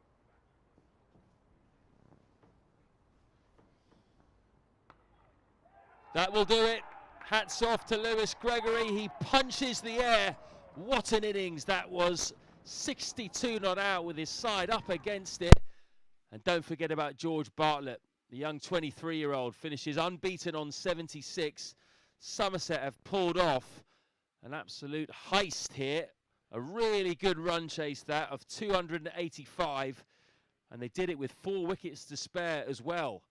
Tom Abel making a big difference early on with his 84. And you'd have thought maybe Middlesex would have fancied their chances at the start of the day and at the start of the innings yesterday, given the conditions and given how well they'd bowled in the first innings. But Somerset were having none of it. They have reasserted their dominance, and the rest of Group 2 better look out. The biggest partnership of the match, saved for the end, unbeaten 98, that pair put on, all in the space, Floydie, of 19 overs after the resumption. Quite an extraordinary effort from that pair. Bartlett not out, 76 at the end. A moment in time for that young man, ready to take the next step in this competition. As for Lewis Gregory, 5 wickets in the first innings on the first afternoon, just when his side needed him. With the second new ball, he found a way to get busy. He got Sam Robson, and that was the catalyst for Middlesex being bowled out for 3-1-3, and it looked like they were going to make an awful lot more than that, with Robson strumming his way towards what looked like a double 100 on the first day. And from there, 89 for 9 in reply. That top order misfire, all in the space of 31 overs. The collapse was on. The follow-on was on. They were 224 runs behind Marchant Delunga, who didn't have a good match with the ball, but 51 from 50 deliveries, an unbeaten 28 from Jack Leach. They put on 83. That meant that when they walked out for the third innings of this game, they were still fighting, as they were yesterday morning. 228 in arrears, having taken just 2 wickets on the second evening. They take 8 for 56. They give themselves this chaseable target. Every time they were faced with adversity in this game, Somerset found a way to confront that and step up to the task. They are worthy winners here by 4 wickets, and they've done it easy in the end. They have, and who would have seen that? I don't think we did, that's for sure. I certainly had Middlesex as favourites, even with 285 the target, and it could have been, say, 350. Had it been 350, that would have been very interesting. You never know what would have happened. But on that pitch, I think Stevie Eskenazi was right at the start of the day. Spoke to him earlier. He was confident. He was happy. He felt there was enough in the pitch still for his bowlers. But that was a classy run chase out there. It really was. Under pressure. And there were moments throughout it when they were under pressure. They lost a wicket early.